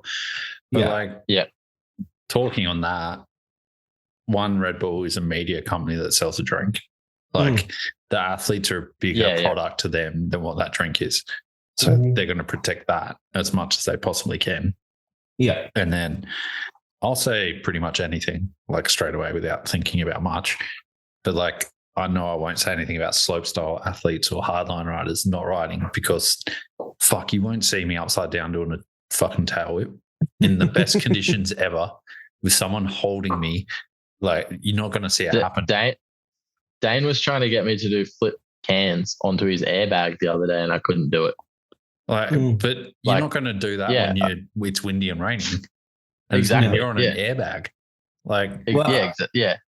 Actually, one thing that, like, talking on, like, you wouldn't do that Dane's dad. We won't mention his name. But he did tell me that like Dane will go out and ride the airbag in the wind, and he'll be encouraged to go and do it, which is one thing that a lot of the slopestyle guys won't do. But it's literally just to train and prepare for those worst case scenarios and like be ready like for it to happen. So you're like, at least you're like not like crazy wind where you're like, this is too windy, but it's like, you know, if there's a little bit of wind going on, you're not just like, oh, don't know, I probably won't ride today. Well, but it's like being prepared to be unsafe is like one of the safest things you can do, right? Yeah. And like what safer way to do it than like practicing on the airbag and understanding what the wind does to your bike. But you can't really do that for hardline either. Like, yeah. Sorry, man. I'm just going to head down the road and build a 70 footer so I can just go and practice that for a minute. Yeah. Yeah. But no, I think like as, you know, I was essentially like, I was treated as if I was an athlete while I was there, like part of, you know, the riders list, even though I didn't race. And the way that they looked after people was phenomenal. You compare it to say, 100%. You know, I've never been to a World Cup, so I won't even touch base on that. But from what I've heard, it's not great. But like, if you look at a national event, is not going to compare to how well everyone is looked after at these events. It does make a difference that you've only got essentially 30 people to look out for, not hundreds. So you just but also one group chat. If you could do a quarter of what they did for us at a national round, even if it was just for elite, or even if it was just for UCI categories, under 19s and elite, like people would like, it would be so appreciated. Well, it's the same thing again, like those clubs, those organisers, even though it's volunteer run, but there are national bodies. I'm going to mention the name, but they wouldn't exist if there weren't riders. You're talking about that the Tricycle Australia. No, Tricycle Australia. Man, probably doing a better job. Bike AU or something. Yeah, MTBA. Maybe. What's that? Is that still around? No. I wish they were. Now, obviously, I wish they were too. They are around actually. Like all the staff are still there. I caught up with a bunch of them in Awaba, and it's still there. It's still there. Anyway, we all know that Hardline was a precursor to a much, much bigger event. We should probably move on, eh? Yeah. Well, actually, we didn't even talk about my race run yet. Yeah, I know. Okay, we'll talk about that, man. We will talk about that. But I just want to say real quick, I personally don't care how long this podcast goes, and I'm the one that's in the latest time zone for all of us. And I think this is our best podcast that we've ever done. Yeah, like that's ever even been recorded. So let's just roll with it. Let's go with details. Everything started off pretty rocky for me because I couldn't hear anything that was going on. So I'm probably just sitting there as a mute. But that's why I keep turning. Thanks for that, Jai. I keep turning my video off so that every time you're talking, so it cuts down on the bandwidth. So hopefully you don't jam out too much. Actually, if you want to keep talking about racing, and just before you go into that, and rider safety, and Booker's crash was fucked up. That was unreal. I was so gutted for him. Hey, and have you spoken to him about it, Jai? Yeah. Do you want to talk on it? I can talk on it. I spoke to him a fair bit about it too. Yeah, you've probably talked to him about it more than I have. Yeah, I've talked to him about it, but I can't remember what I said or what was said.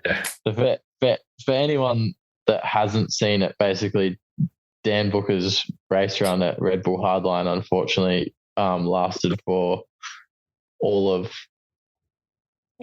6 seconds? Oh, that's pushing it. That's pushing it. Yeah, that probably is pushing it. It was definitely within it was probably within the first 10 meters of course. It was quite literally the first feature. So you come out the start gate, you go down a tiny little drop thing, and then you drop into the first chute on the track. And that first chute is the only section of the entire trail that was existing bike park. So as I mentioned before, that chute is the express lane chute. So everything else on the course was built specifically for Red Bull Hardline. It was all brand new, fresh trail, except for the first chute, which is myself and Dan, especially Dan. That's like part of our everyday lap that we would ride every single lap for literally like the last few years. So you could say that we may have had a local advantage for that specific 50 meters of track. And talking to Dan about it, I think that was like, I mean, I'd love him to tell this story himself, but my recounts of the conversations were that, like, because we've ridden that so many times, he kind of felt like that was where he could really like just push right out the gate and like kind of set the tone for his race run. And I spoke to him as when I was speaking to him, he said that if he had his time again, he wouldn't go in any slower. Really? But yeah, he just said, nah, no, not a fucking chance. That's how far I was. He's like, I was committed to like, you know, win it or bin it kind of attitude, which he binned it. Well, he binned it, yeah, but yeah, I think he just he was on a new bike, new suspension, potentially a bit oversprung for the rest of the track. And he said he just like blew a hand off on one of the compressions down the chute, and then when he hit the final compression at the bottom, both hands blew off, and he basically just rode straight to his face, really. So yeah, unfortunate for Dan. He was probably like one of the local favourites, and definitely somebody that I was like pretty keen to see what he could do on that course, because he was looking pretty fucking comfortable all week. Oh yeah, it was like he was making riders nervous. Because I remember, I can't remember who I was with. I can't remember. I was with one of the riders, and I think Sven Martin was on the side of the course, and he was like, "Oh, don't worry, bro. Like, that's Dan Booker. Like, he's fucking tapped, and he's a local. Like, he's a phenomenal rider. Like, don't even compare yourself to him. Well, like, you're with some of like the world's best, and you've got like one of the world's best photographers that have been shooting some of the fastest riders on the planet, saying, don't worry about Dan. He's on another level. Like, you don't need to worry about comparing yourself to him. He's going to smoke you anyway." Like, I still remember like one of the most impressive things that I saw Dan do that whole week was just how do I describe where it is? So immediately after that like left-hand turn, that there's that viral video of Jackson and a few other guys just squaring it off and like shrugging. There's like a little drop into like an insane left-hander. The track goes like it jumps right, and then there's like probably this one of the gnarliest like off camber sections of like a couple bomb forgot holes about that section. And yeah, it's a forgettable section, but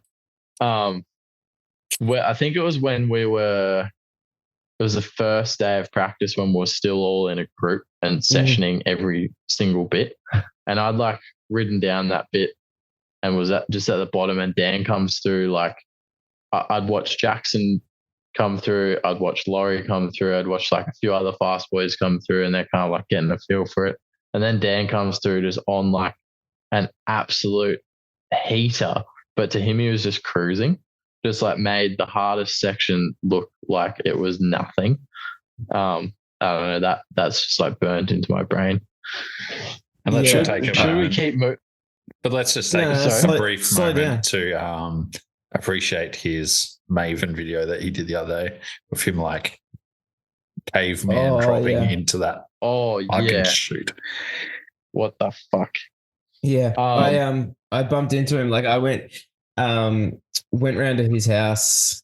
I can't remember whether it was the day that he did it or a couple of days. It was just before he posted it, and I remember him talking about it, but I didn't see the video. He was just like talking to one of the other boys that like shot the video, and he's like, like kind of wish I did that a little bit better. Like, but it was just like, it's so insane the stuff that Dan puts out. he's like, oh, I'm not sure about that. And you like see the other one that he did that went viral from Speed and Style. And it's just like the flip to manual. And you're like, what? But he spent the entire Speed and Style practice trying to do that. And yeah, I was staying, like we were staying together for that week. Same. And he was like, well, oh yeah, you were too, Jai. Yeah. And he was for a night. Yeah, he was like, basically, he's like, well, because I want a trail bike. Like, he's like, I'm probably not going to like win the event, so I may as well get like something useful out of it. So he's like, okay, I'm just going to try and do this flip to manual. And arguably that was better for him because I think he got enough views on that he got like a little bonus from Santa Cruz or SRAM or something. So good on you. What I really love about Dan's Instagram, first off, like obviously Dan went on an Instagram hiatus for like 12 months. And he's like, I'm not posting anything on social media. Like I'm just staying off it and just riding my bike. But what he's also, I don't know if it's still there or not, but in his bio a while ago, it literally just said my highlight reel with like a sun emoji. And that's what I think everyone needs to take from that is that this is not like what we get up to all the time. This is just the stuff that we want to post. And then when he did stuff like that viral video, he put up like the clips afterwards of how many times it took him to get it. And it's like, and he did the same thing with that Maven video, like how long it took him to like drop into it.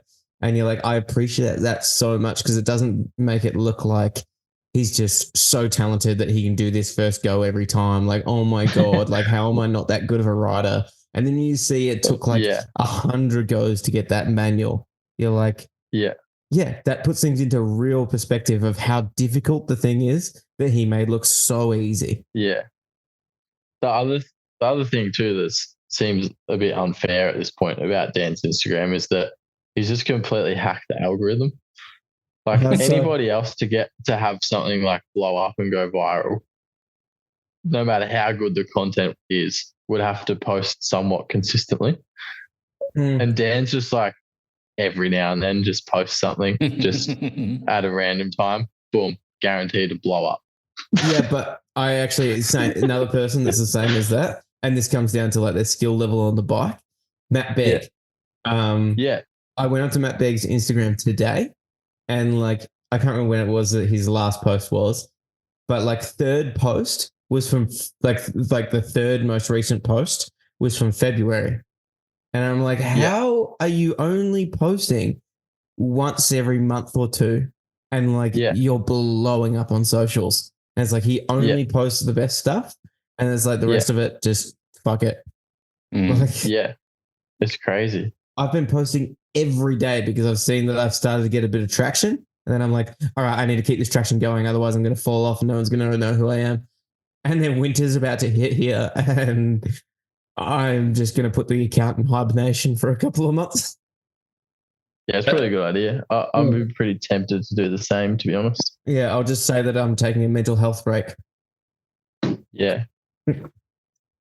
Back to that question I asked like half an hour ago. How's your race on, Baxter? Oh, yeah. Yeah, what time is it? Holy shit. Oh, before we drop into that, no, shut up, guys. I just want to take a moment to talk about suspension setup. No, that was a joke in our last podcast. Slow. But anyway, we will talk about suspension setup for Hardline because I'm sure people are interested in that. But let's talk about your race run, Baxter. Stiff. I'm not talking about suspension. I can talk about my suspension setup in 2 seconds. It was harder than usual, stiffer than usual, and slightly slower in the rebound. That was all you had to do. Anyway, my race I missed all of that because my auxiliary cord came out. Perfect. You can listen to it later. You were there. You experienced it live. You're fine. My race run was after all this time going around in circles to get there, I don't even really know how to explain it. It was very safe considering that we were at Hardline. I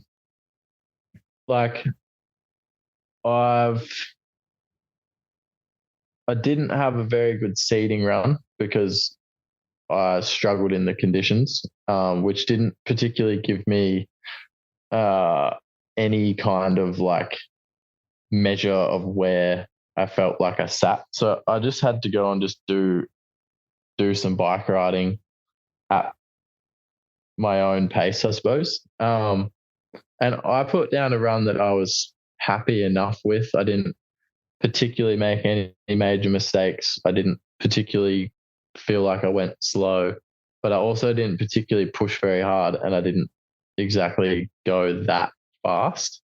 It was like I was the fastest free rider, but I was the slowest racer. So it depends how you want to look at it, because I kind of sit somewhere in the middle. Well, that's like pretty spot on to like where your brand is, right? Like you are literally between free rider and racer. Like you finish exactly where you're supposed to be. Yeah, if I was looking at it from a racing perspective, I probably would have liked to finish a bit higher, and I know that I could have. But yeah, at the same time, if I'm looking at it as being a free rider, I rode pretty damn fast. So yeah, I don't know. It was a weird one to swallow, because like I know that I probably could have done better and gone faster and got a better result, but also, like I said, it was a good run, and I didn't particularly do anything silly, and I made it to the end of the weekend, which Dan Booker did not. Dan Booker didn't. Like there were neither did Jackson Goldster. Yeah, there were other riders that either had to pull out or crashed or whatever. So I think for the event that it was, and for how much meaning that how much meaning a result gives, other than basically like no one cares unless you win that race, really. So like it's not like it matters for points or anything. So yeah, no, overall I was like pretty happy with it, I think. I'd like to go back next year. Hope I get invited back. Are you going to Wales? Nah, I'm staying home. Really? When did that happen? And this is like a whole nother thing. So, in the last couple of weeks, like working with Super Dust on my nutrition and just general health and strength and conditioning and stuff. We've done a bunch of tests, and I think I've spoken about this on the podcast before, Darren, maybe on the last one that we did, about this like ongoing undiagnosed sickness that I can't seem to shake. We've spoken about Jai, it. you would have seen it when I was in Queenstown, just getting fucking sick all the time. I was actually thinking about this the other day. Yeah, still haven't really like figured out what it was. A few times I've thought that I have, but it's kind of just led me back to where I've been. Like even all of Hardline week, like I was surprised that I made it to Notion Jam, because I was fucked from Hardline. But anyway, long story short, getting back to the question, the reason I'm not going to Europe is because I'm just going to stay in one spot for a little bit. I'm going to go to Cairns, come back, but I'm already on like a pretty strict diet and supplement plan, trying to fix a bunch of like gut health issues. Did some gut health testing, and basically the results came back as pretty fucking not good. So surprised you hitting jumps that big with no guts. But had a gut long story short, I've had a gut full of you, Jai. Jeez, you just showed up on the big screen, Darren, and your lighting is impeccable. Yeah, Jai's getting a bit drunk. But yeah, anyway, so James, who's the coach from Super Dust, he's also got a background as a nutritionist, and he basically said a lot of sicknesses stem from imbalances in the gut. So that's kind of where you start. He was pretty surprised that nobody else had looked there or started there. So we did that testing, found a bunch of things that are, at the wrong levels or just shouldn't be there, or there's too much of something or whatever. So as everyone knows, it's pretty hard to keep a strict diet whilst you're traveling. So I'm just going to stay home and spend a bit of time, like pretty much 100% focused on trying to get healthy finally, because it's been about 2 years of chasing my tail, just getting sick all the time, and I'm pretty over it, as you could imagine. Rather than spend a bunch of money and go overseas and perform at 80%, I may as well stay home and get to 100% and just, I think I'm just going to go straight to Canada. Still go overseas at some point, but just go through this, like, we're already a few weeks in, but it's like a 10 to 12 week program. Sick. That's good, man. We get to see. Yeah. Yeah. Yeah. Well, I'm glad to hear that you're getting on top of it. Because like I said to you, like I literally thought about it just the other day, because like we hadn't spoken about it in like months. I think it was before you even came to Queenstown, and you were telling me that you were struggling with it. And I was like, fuck, I wonder whatever happened with all that sort of stuff. I just assumed that you got on top of it. Nah. Yeah, I didn't even realize that it was still going on. Like that's pretty hectic, man. Like I'm sorry to hear that. Oh, it's fucking. Hopefully this sorts it out. Yeah. Fuck, man. Can we just pause for 1 sec? No, I just made a noise. I was going to check on that. I'm going to do a wee. Okay. Just take the mic with you. Yeah. Good break. Let's talk about Notion, because fuck, that looks sick. How do you think it went off, Bax? Like, just overall, like, as they're organised? I'm interested to hear it's this. Good. Yeah. I think when, like, you've invested that much of your own time and money and just, like, passion into something, like, you have this insane, like, extravagant picture of what you're hoping it's going to be in your head. And I think, like, when you've built it up to be this massive thing, and I mean, it kind of was like a pretty big thing, I suppose. But when you, like, built it up and hyped it up in your own head so much, like, it's hard for the real life thing to live up to those, like, pretty unrealistic expectations, I suppose. It's a pretty long-winded way of saying, like, it wasn't as good as I'd hoped. But in saying that, like, I think it was still pretty sick.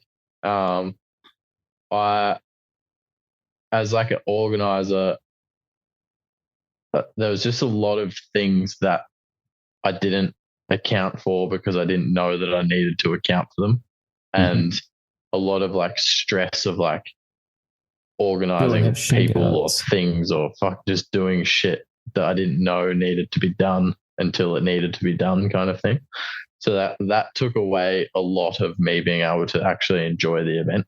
And, like, my experience of the event was, like, very different to anybody that just simply came along as a rider. Like, talking to, like, some of the other crew, they were like, yeah, man, it was, like, pretty chill. It was, like, real sick, like, you know, good times, whatever. Whereas I was like, it didn't feel chill at all. That's really funny. That's really funny that you say that, Baxter, because I was about to say the opposite.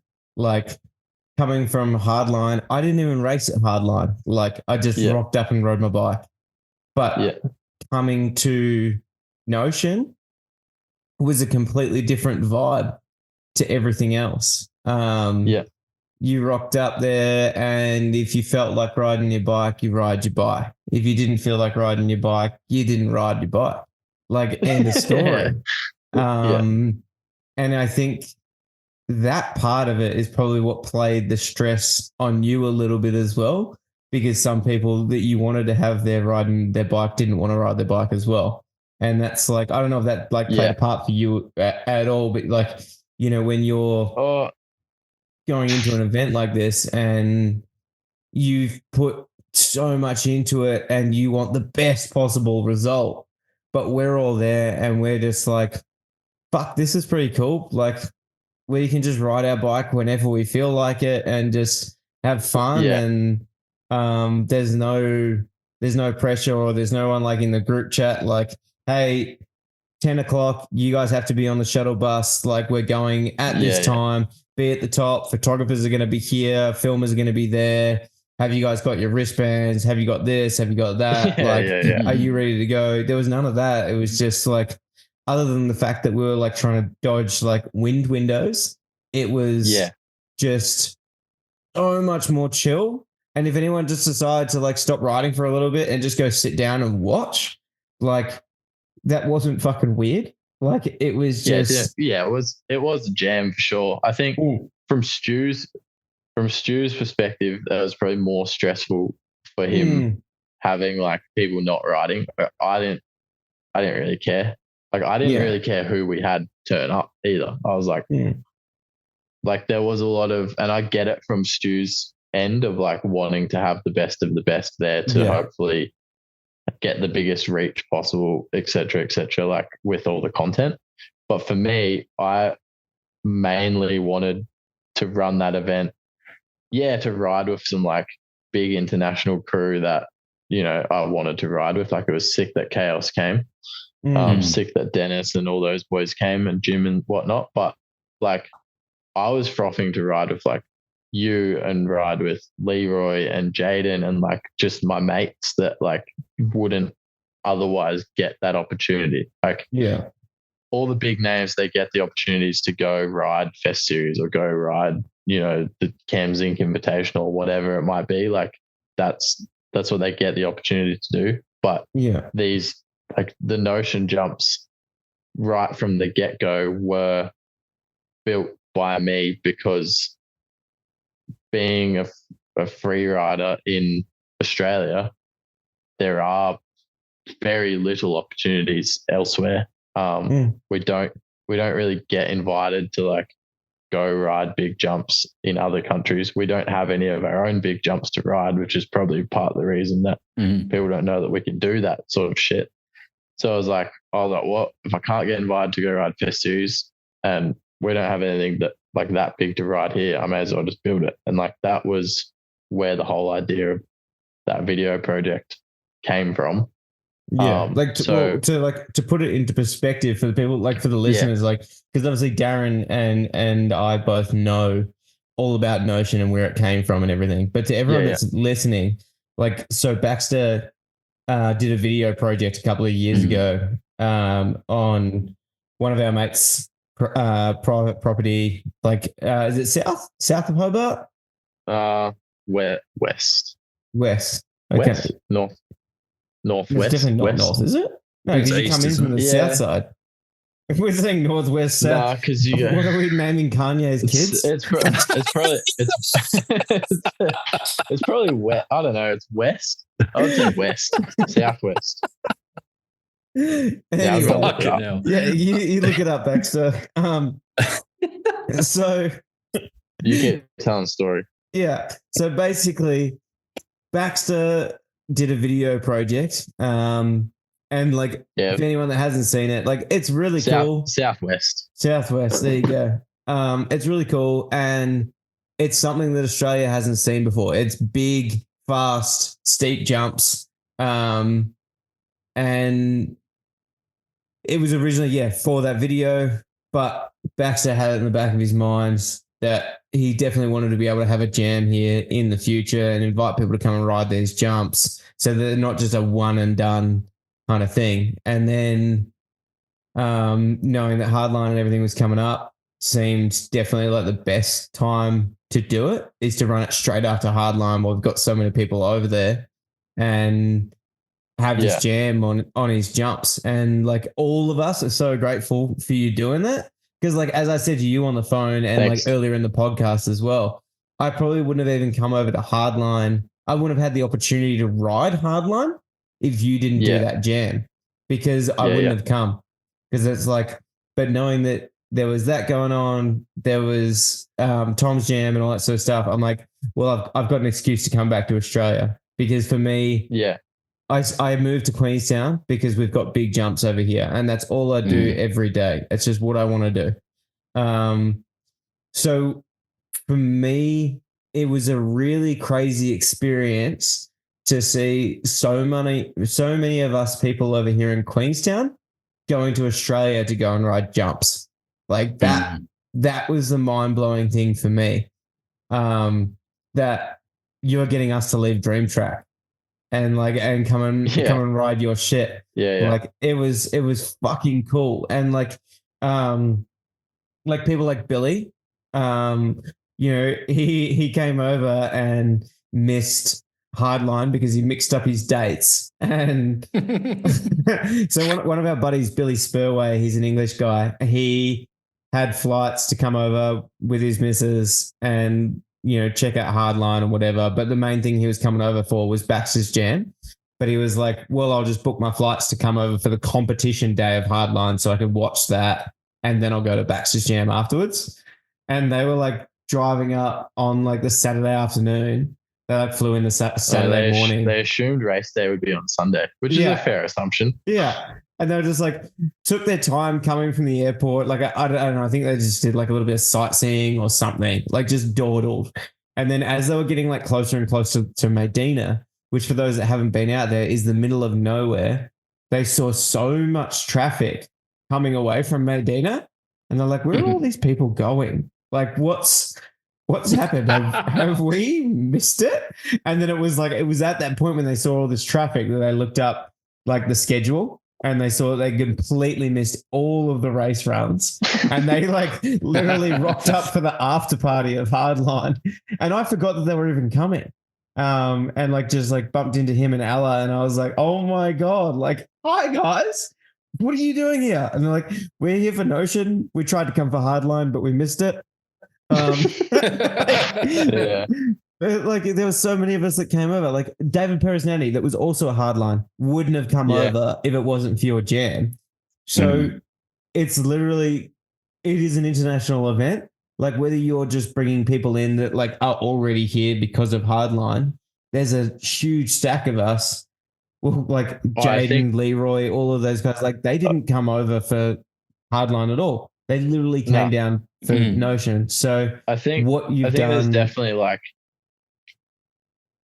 I think they can definitely like work to whether the events directly work together, but like they definitely work together in a sense of like either, you're coming to race Hardline, but you're a free rider, so kind of gives you more reason. Or if you're just going to come for the jam, then you're going to come and watch Hardline. And then I'd like to build it to a point where like spectators can come watch Hardline, stay in Tassie for the week, and come out and watch the jam too. Well, it's that would be sick. It makes sense, right? If you've got Crankworx New Zealand, you've got Red Bull Hardline, you need some time to kill and like have a good event in between. Like it makes perfect sense. Like I don't understand why there's 2 or 3 months between Crankworx Cairns and New Zealand, and now no one's going to go to Crankworx Cairns. Like, can I just say something really quick? Have you thought, Baxter, about the fact that you have, other than like say McGazza Fest, that's like, it's a big festival that's not just Dream Track, it's like it's everywhere. Have you thought about the fact that you are the first person in the Southern Hemisphere really to throw a big air event? Other than Cam White? No, not really. Other than what, sorry? Well, yeah. Cam White's jam. Yeah. Yeah, but I mean like when I say big air, I mean like big bike air jumps. Yeah. No, not really. But do you think the jumps are big enough to count as big air? Yeah. 100% without a doubt. Sweet. Without a doubt. Sweet. Like that's good. You wouldn't, like, you could ride them on the hardtail, but you wouldn't want to. Like what I classify shit on a hardtail, I reckon. Yeah. What I classify as big air, I guess it's all open to interpretation. But like the classification of big air to me is jumps that you have to ride on a downhill bike, and they're like trails but on a downhill bike. It's like big bike, and big air time. DHT, downhill trails. DHT, I heard something like that. But it's like it's just big air. It's riding jumps, but on big bikes. Like because you can say free ride, and free ride can be rampage or anything that's like you just throw your bike down, you're just having a good time. But big air is its own kind of like little genre. Yeah.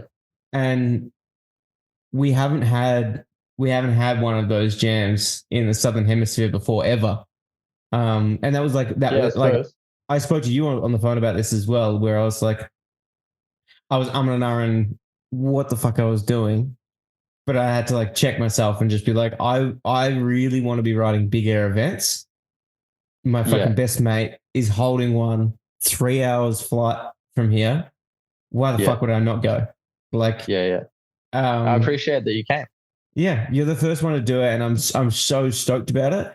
And I think it means that it's going to kind of like open up the doors to more of these sort of events happening, whether it's like your jam or someone else decides like, well, this is a cool thing to do. Like, let's do something similar. And they're not copying you. But yeah, go on. No, well, I'm just copying fucking other people anyway. At the end of the day, like, I'm not the first one to like build a big jump and ride it on my downward bike. Like, it's been done, just hasn't been done in a location where I can ride it myself. Yeah.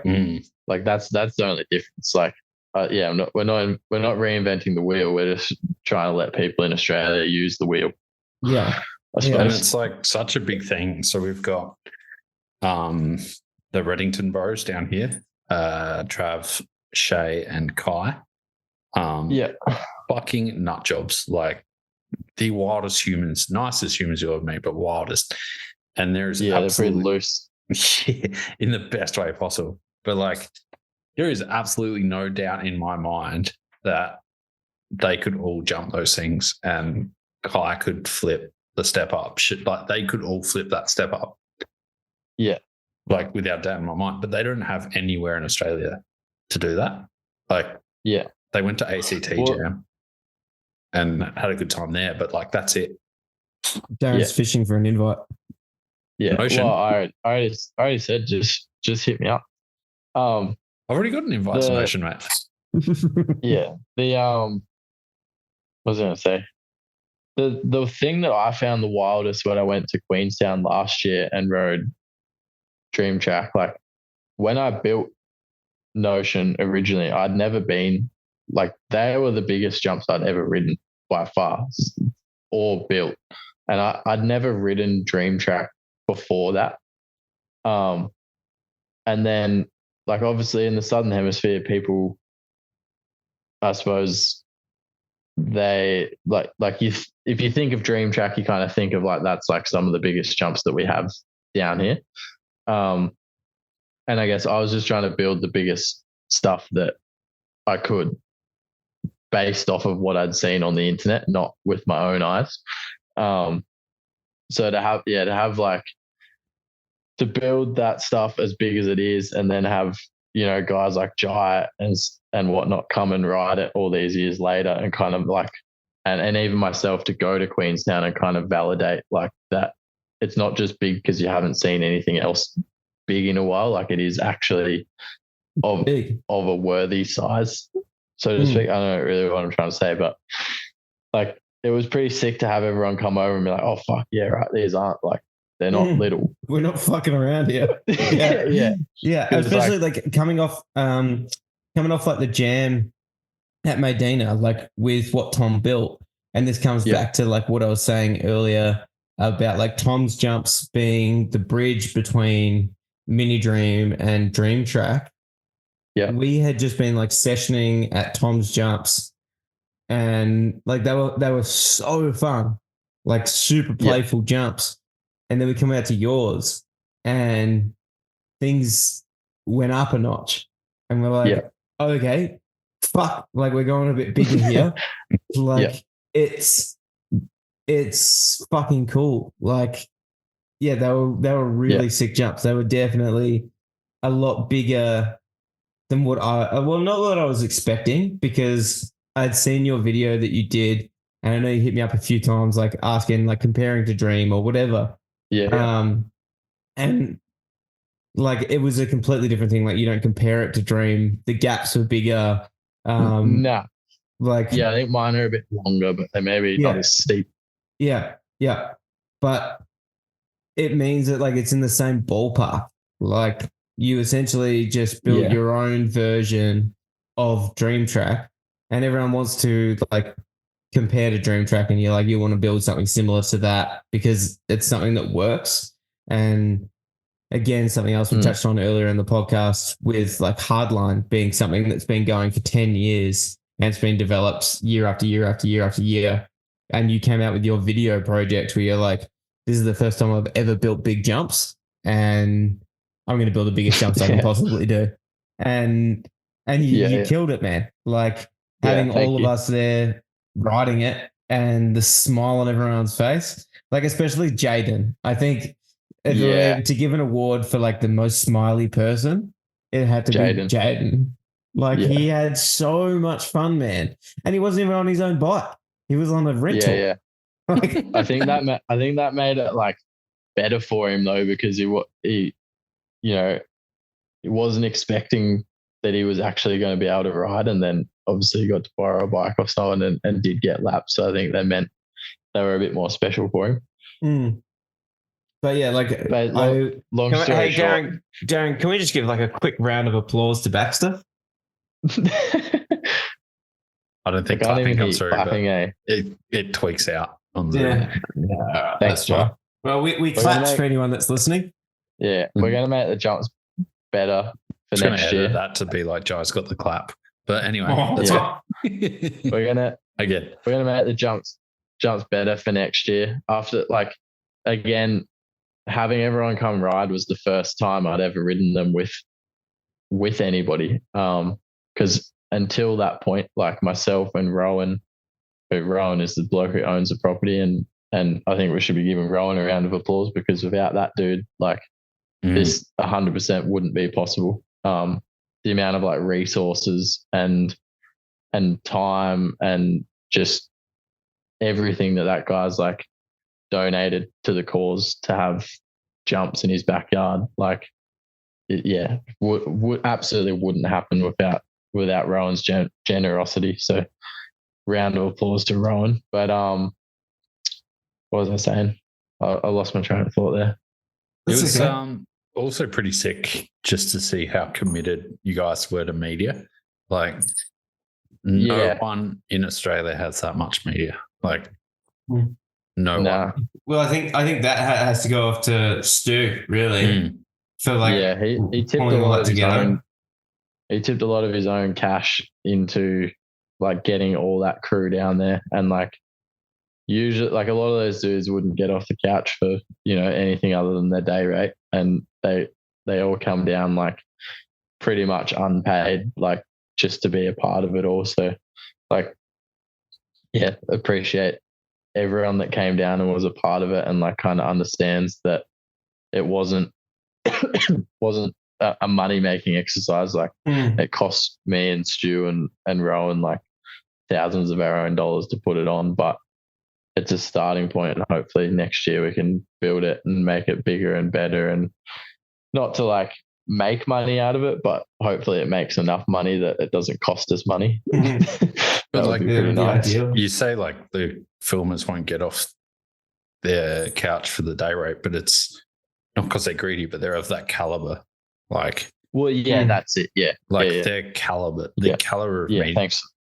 There's no one. No, it's like there was no one there that I don't aspire to be like as far as media goes. Like, pretty much, Stu's words pretty much like when we were talking about it was like he didn't actually name names. Like this was ages ago when we're all just figuring out logistics. He was like, yeah, mate, I've already locked in like a crew of 7 of like the most badass fucking camera operators in the country. And I was like, oh yeah. How'd you get the money from that? I was just thinking that he was like bringing it, because he owns obviously a media production company outside of BikeBot. And I was like, oh yeah, cool. He's just gonna like bring 7 of his like interns, staff down or whatever. And work experience kids. No, like it was, just 7 of like his staff, whatever. And then he sent me the list, and I was like, holy fuck. It's like you've gone all out here.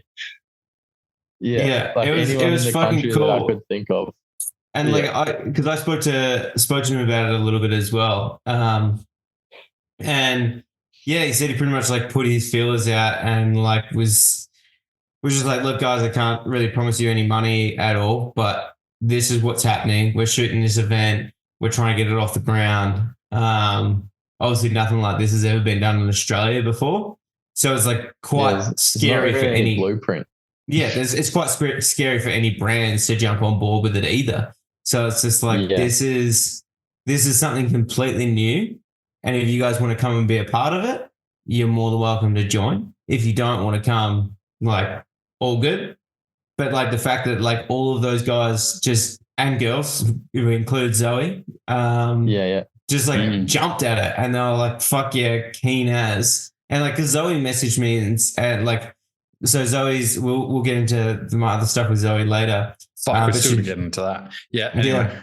That can be for another podcast because I'm fucking hungry. Oh, come on. And like, you know, she spoke to me about. It's been 2.5 hours, man. Yeah, listen, all right. In the Rogan territory here. Yeah. She was the same thing, so keen to come over. And I think she actually messaged you, Baxter, and you just didn't respond. You just left her on red or something.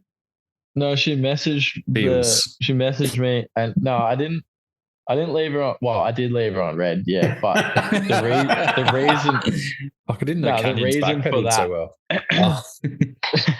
The reason for that was because I was talking to Stu, and I was like, "Hey, this, like, I had no idea that she was friends with you at that point either, Joe. I was like, this random, like, seems French chick. It seems French, yeah.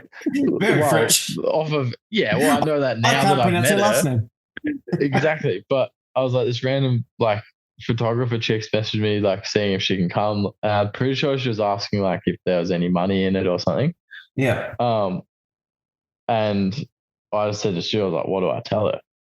And then I kind of got back to her. I was like, hey, look, yeah, like, if you want to fund your own way here, like, you're welcome to come, but like, we can't pay you and I can't really promise you like accommodation or anything at this point. Like, you can come, but I can't give you anything in return at this point. Mm-hmm. And I think at first she was like, oh yeah, all good. Like, I can't afford to come if I'm not getting paid. And then I think when she was coming over with you, then she was like, all right, sweet. Well, I can make this like worth my time now. Yeah. Not that it wouldn't have been worth her time, but it's pretty expensive. Oh, it's a super expensive trip to make. Like, well, no, when I say super expensive, it's not like flying to Europe or something like that. But it's still not cheap to fly to Tassie. But if you're living off, if you're living on a budget in Queenstown, like, it's pretty expensive. Yeah, 100%. If you're in mountain bike media, you're not getting paid millions. So anyway, yeah. You still get paid more than the riders do, though. Truth. Yeah. Zoe is definitely not. She's working as a landscaper. Well, she just quit her job recently because she's going to head back home to Europe. But yeah, like, talking about like Zoe really quick, she's so fucking talented. And yeah, she asked me about coming over to Notion, and I think she said something about like messaging you and like not really knowing like what was going on or whatever, or like coming over. And I was like, I'll have a chat to Baxter. Like, because I don't think she didn't realize that you and I were like best mates. Yeah, and I was like, I didn't realize that you guys were friends either. Yeah. So I was just like, I'll have a chat to Baxter. And then like, I guess we cleared it all up and we're like, yeah, come over. And then she committed to the fact that she was coming over for Hardline as well. And she's like, yeah, we're going to go shoot a video while we're there. And I was like, okay. Yep. Sweet. She's like, will you have time? I was like, I'll make time. Because at this point I was like, I'm not going to be riding in Hardline. And then that obviously ended up happening, which sort of like shortened our time frames a little bit. But I guess giving her a little plug, she's got a big video coming out. Not we'll talk about that a bit, but she's doing like a big piece with a bunch of different people from around Queenstown. So while we were over in Australia, we actually filmed secretly, don't tell anyone. We did a little bit of secret filming on Hardline after Hardline was finished up. And And then we did a bunch of filming at Notion as well. So I'll have like a bit about a 1 minute segment. And then she's got a bunch of stuff that she shot over here with some Frenchies, some English people, some everything. So I'm pretty excited to see that as well. But yeah, she's a GC. Big fan. Yeah, she's good. I'm definitely keen to come down to Notion next year and shoot some stuff. So yeah, you just have, if you're going to bring a camera, you just have to go through Stu. Already done. That's not my. Okay, perfect. Yeah. Darren's already been. Go ahead. I've already flew to Melbourne, put my knee pads on. We're going. Yeah, cool. But I'm just not allowed to make those calls. I'm allowed to make calls on riders. I'm not allowed to make calls on videographers. Can we have a quick videoing? So it's going to be sick. Whatever, you know what I mean? Yeah. Can we have a quick chat about Notion? Because I feel like we haven't actually spoken about what it was like riding those jumps. Like we've talked about like what the event was and all of that kind of stuff, but riding those jumps was something different. Yeah, go on. It was something different to what I've ever ridden in my life. Sweet. Obviously ridden big jumps before, but that was a crazy experience riding jumps where you have to go as fast as you possibly could into these jumps that are fucking huge. And you're like, all right, if I want to do a flat spin on this jump, I've got to get everything fucking perfect. So yeah, that was a pretty surreal experience. Like it was almost like speed and style. Actually, that's probably like a really good definition. Except the difference with speed and style. No, like I'll get to it. But the difference between speed and style and your jumps is you have to go as fast as you possibly can to clear and trick your jumps. Whereas speed and style, the jumps seem to be built for trail speed, not for you're hitting them as fast as you possibly can. So that's like the two differences. But it felt you go as fast as you can and then you slow down for the jump. Whereas by jumps, you just go as fast as you can off the lip and then you're sweet.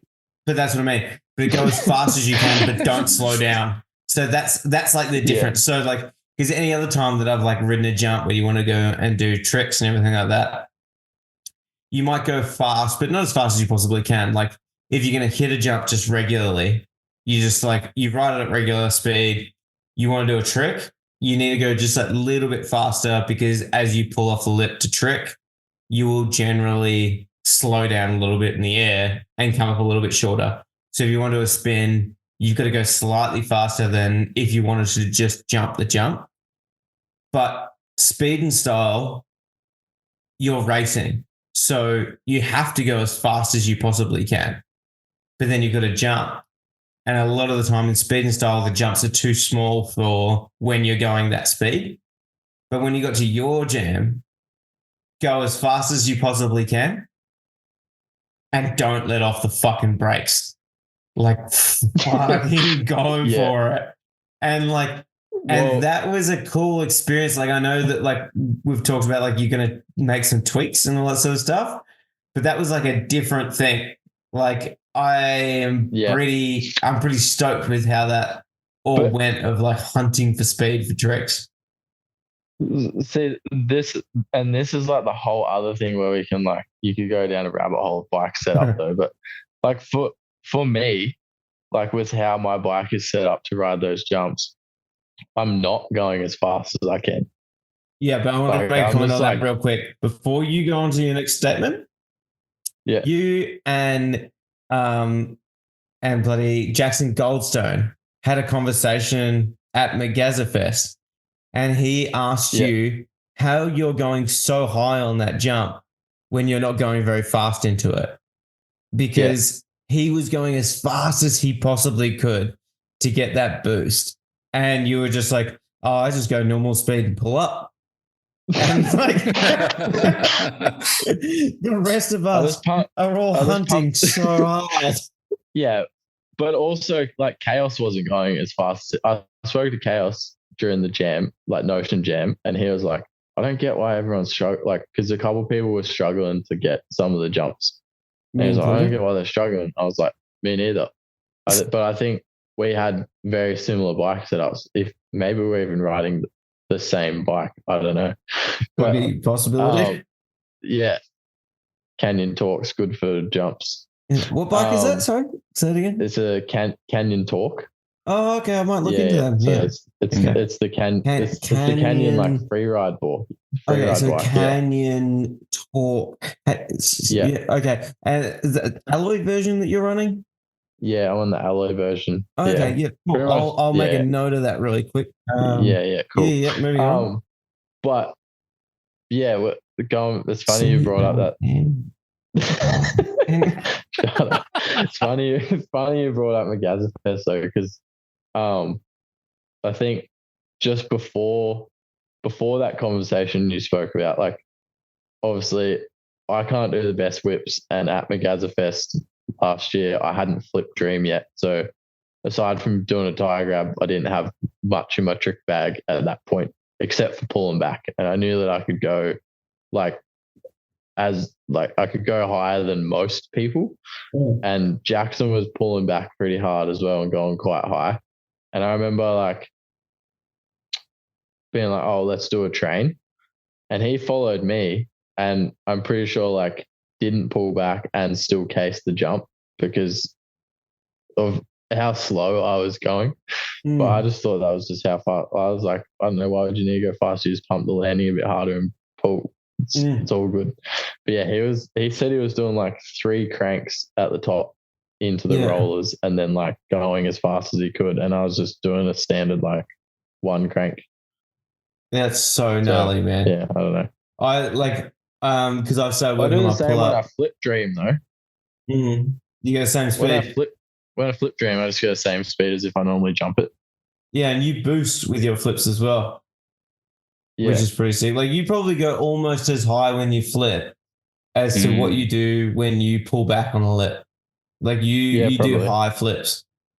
Yeah, probably. Yeah, which is why I'm glad that you're not around anymore, because then my flips don't look as low. Except for that one flip I did at Notion where I pushed through and landed dead flat and fucking ripped my shin open. That was unreal. Oh yeah, let's talk about talk about shin pads, shall we? Yeah, are you running some now? I am. No, I'm not yet. But my housemate has sent me he's over in Germany at the moment, and he sent me photos twice of some old soccer shin pads and asked if I'm interested in them, because I was talking about how my shin's fucked. But no, I got the hot tip off Dane. Yeah. Dane Fault, because I was talking to him about what shin pads he runs, expecting him to tell me some fancy BMX ones.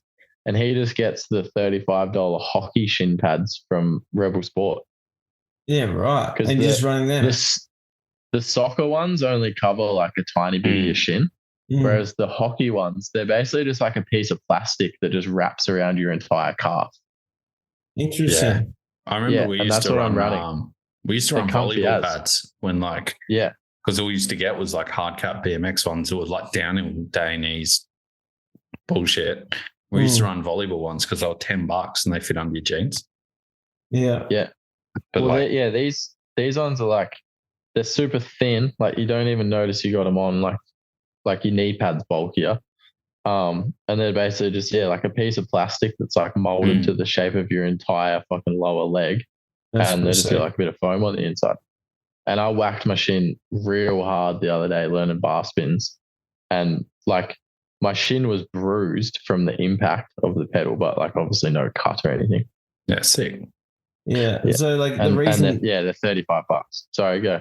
Yeah, I was going to say the reason behind why we started talking about shin pads was I can't remember what day it was that we're in. Maybe day 2.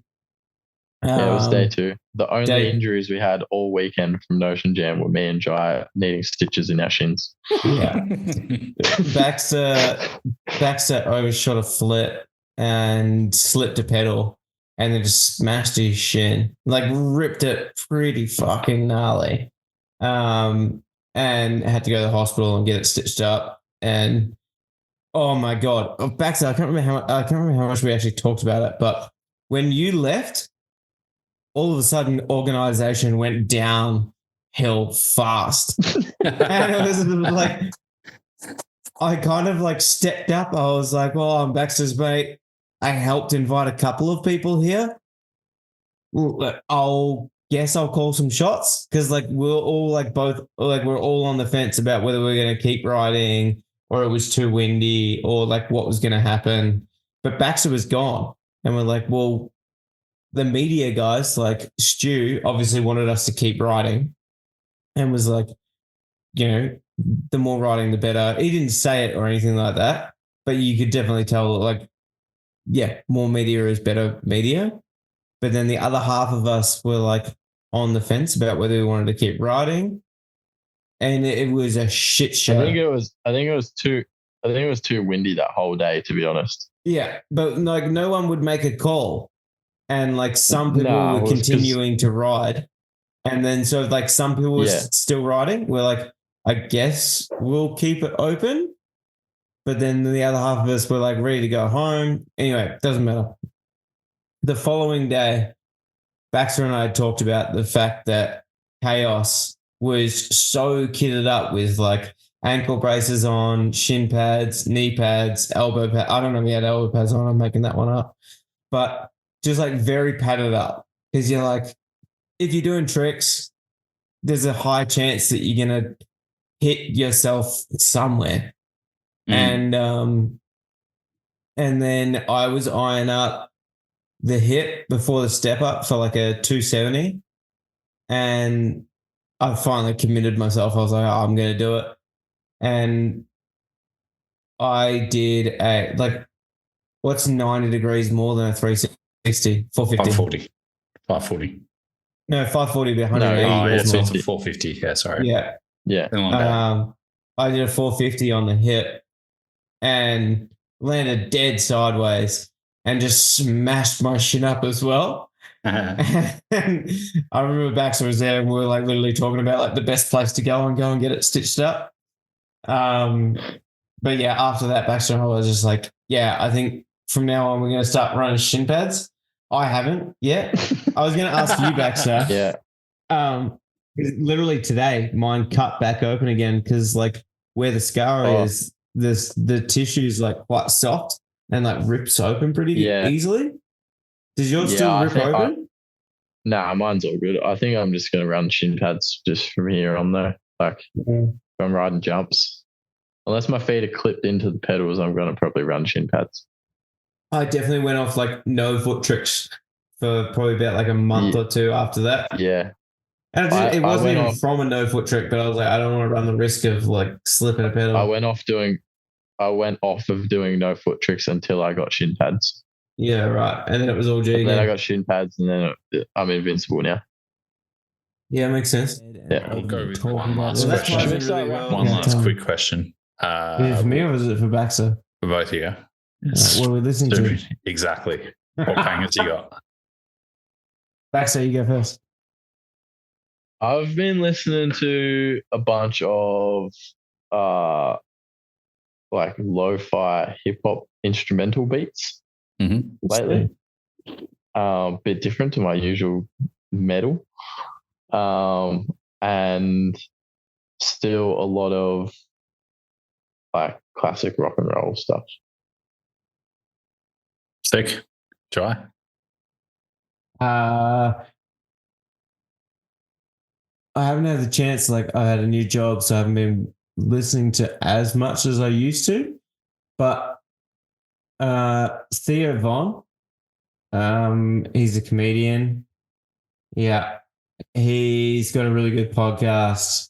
I just saw he's pushing high in like the rankings, like close to Rogan now, which is pretty cool. It. Yeah, he's doing really sweet. He's funny as fuck and has like just has random guests on. Like I listened to one recently with like a carny. Like he's just like I had a guy that works. His family's been in the carnival business for like 100 years. So he like had this guy on to just like talk about what it's like to be a carny. That was really cool. But then I think we talked about it on the podcast like before that I've struggled with mental health issues quite a lot. And a podcast that I've really found that helps with that was The Imperfects. So they're an Australian podcast. I've forgotten the names of the guys that are on it, but it's like basically they get a lot of like celebrities on and they talk about their imperfections. So in the limelight, they might look like they are the most like fantastic, got their life together kind of people, but they talk about the shit that they deal with behind the scenes. Whether there was like a radio host that I listened to, and all through her whole time of like being at the peak of her career, she was dealing with the fact that her son had leukemia. And it just really puts things into perspective of like what it's really like to look at people that seem like they've got their shit together.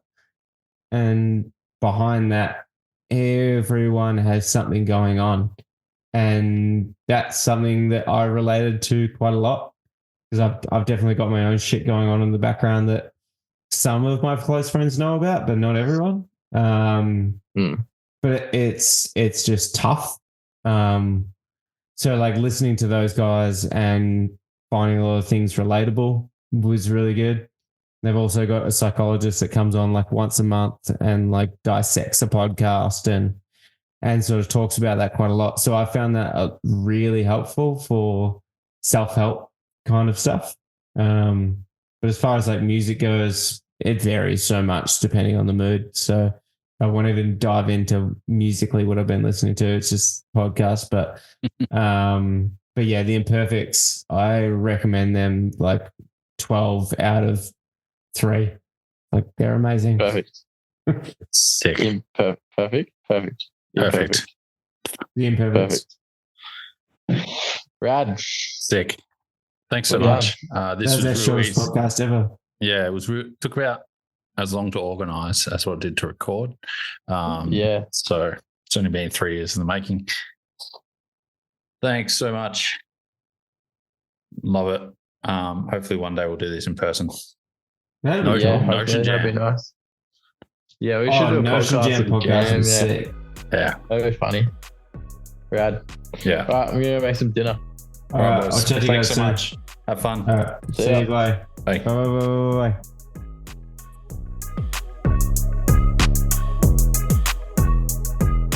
There we go, guys. Thanks so much for listening to that episode. Again, thanks to our supporters, Trek Bikes, Frank Mountain Bike Apparel, Shred Bike Care, Fist Handwear, Lead Out Sports, Capped Out Caps, and Oakley AU. Make sure you use Beyond the Tape at checkout to get a discount. Frank, you get about 10-15%. Shred, you get 20. Fist Handwear, you get 15. So yeah, get some amazing bargains and some good gear, and let our supporters know that you're going there because of us. If you don't have any cash and don't want to support the podcast that way, make sure you share it around. Trying to boost numbers this year, kind of grow it a bit more, so we can do more next year. So tell your mum, tell your nana, tell your dog, tell your rabbit, tell whoever. Share the podcast around, share it on the socials, like, subscribe on the YouTubes, and don't forget to rate it. Anyway, that's enough for this one. So until the next one, go out and have a bunch of fun.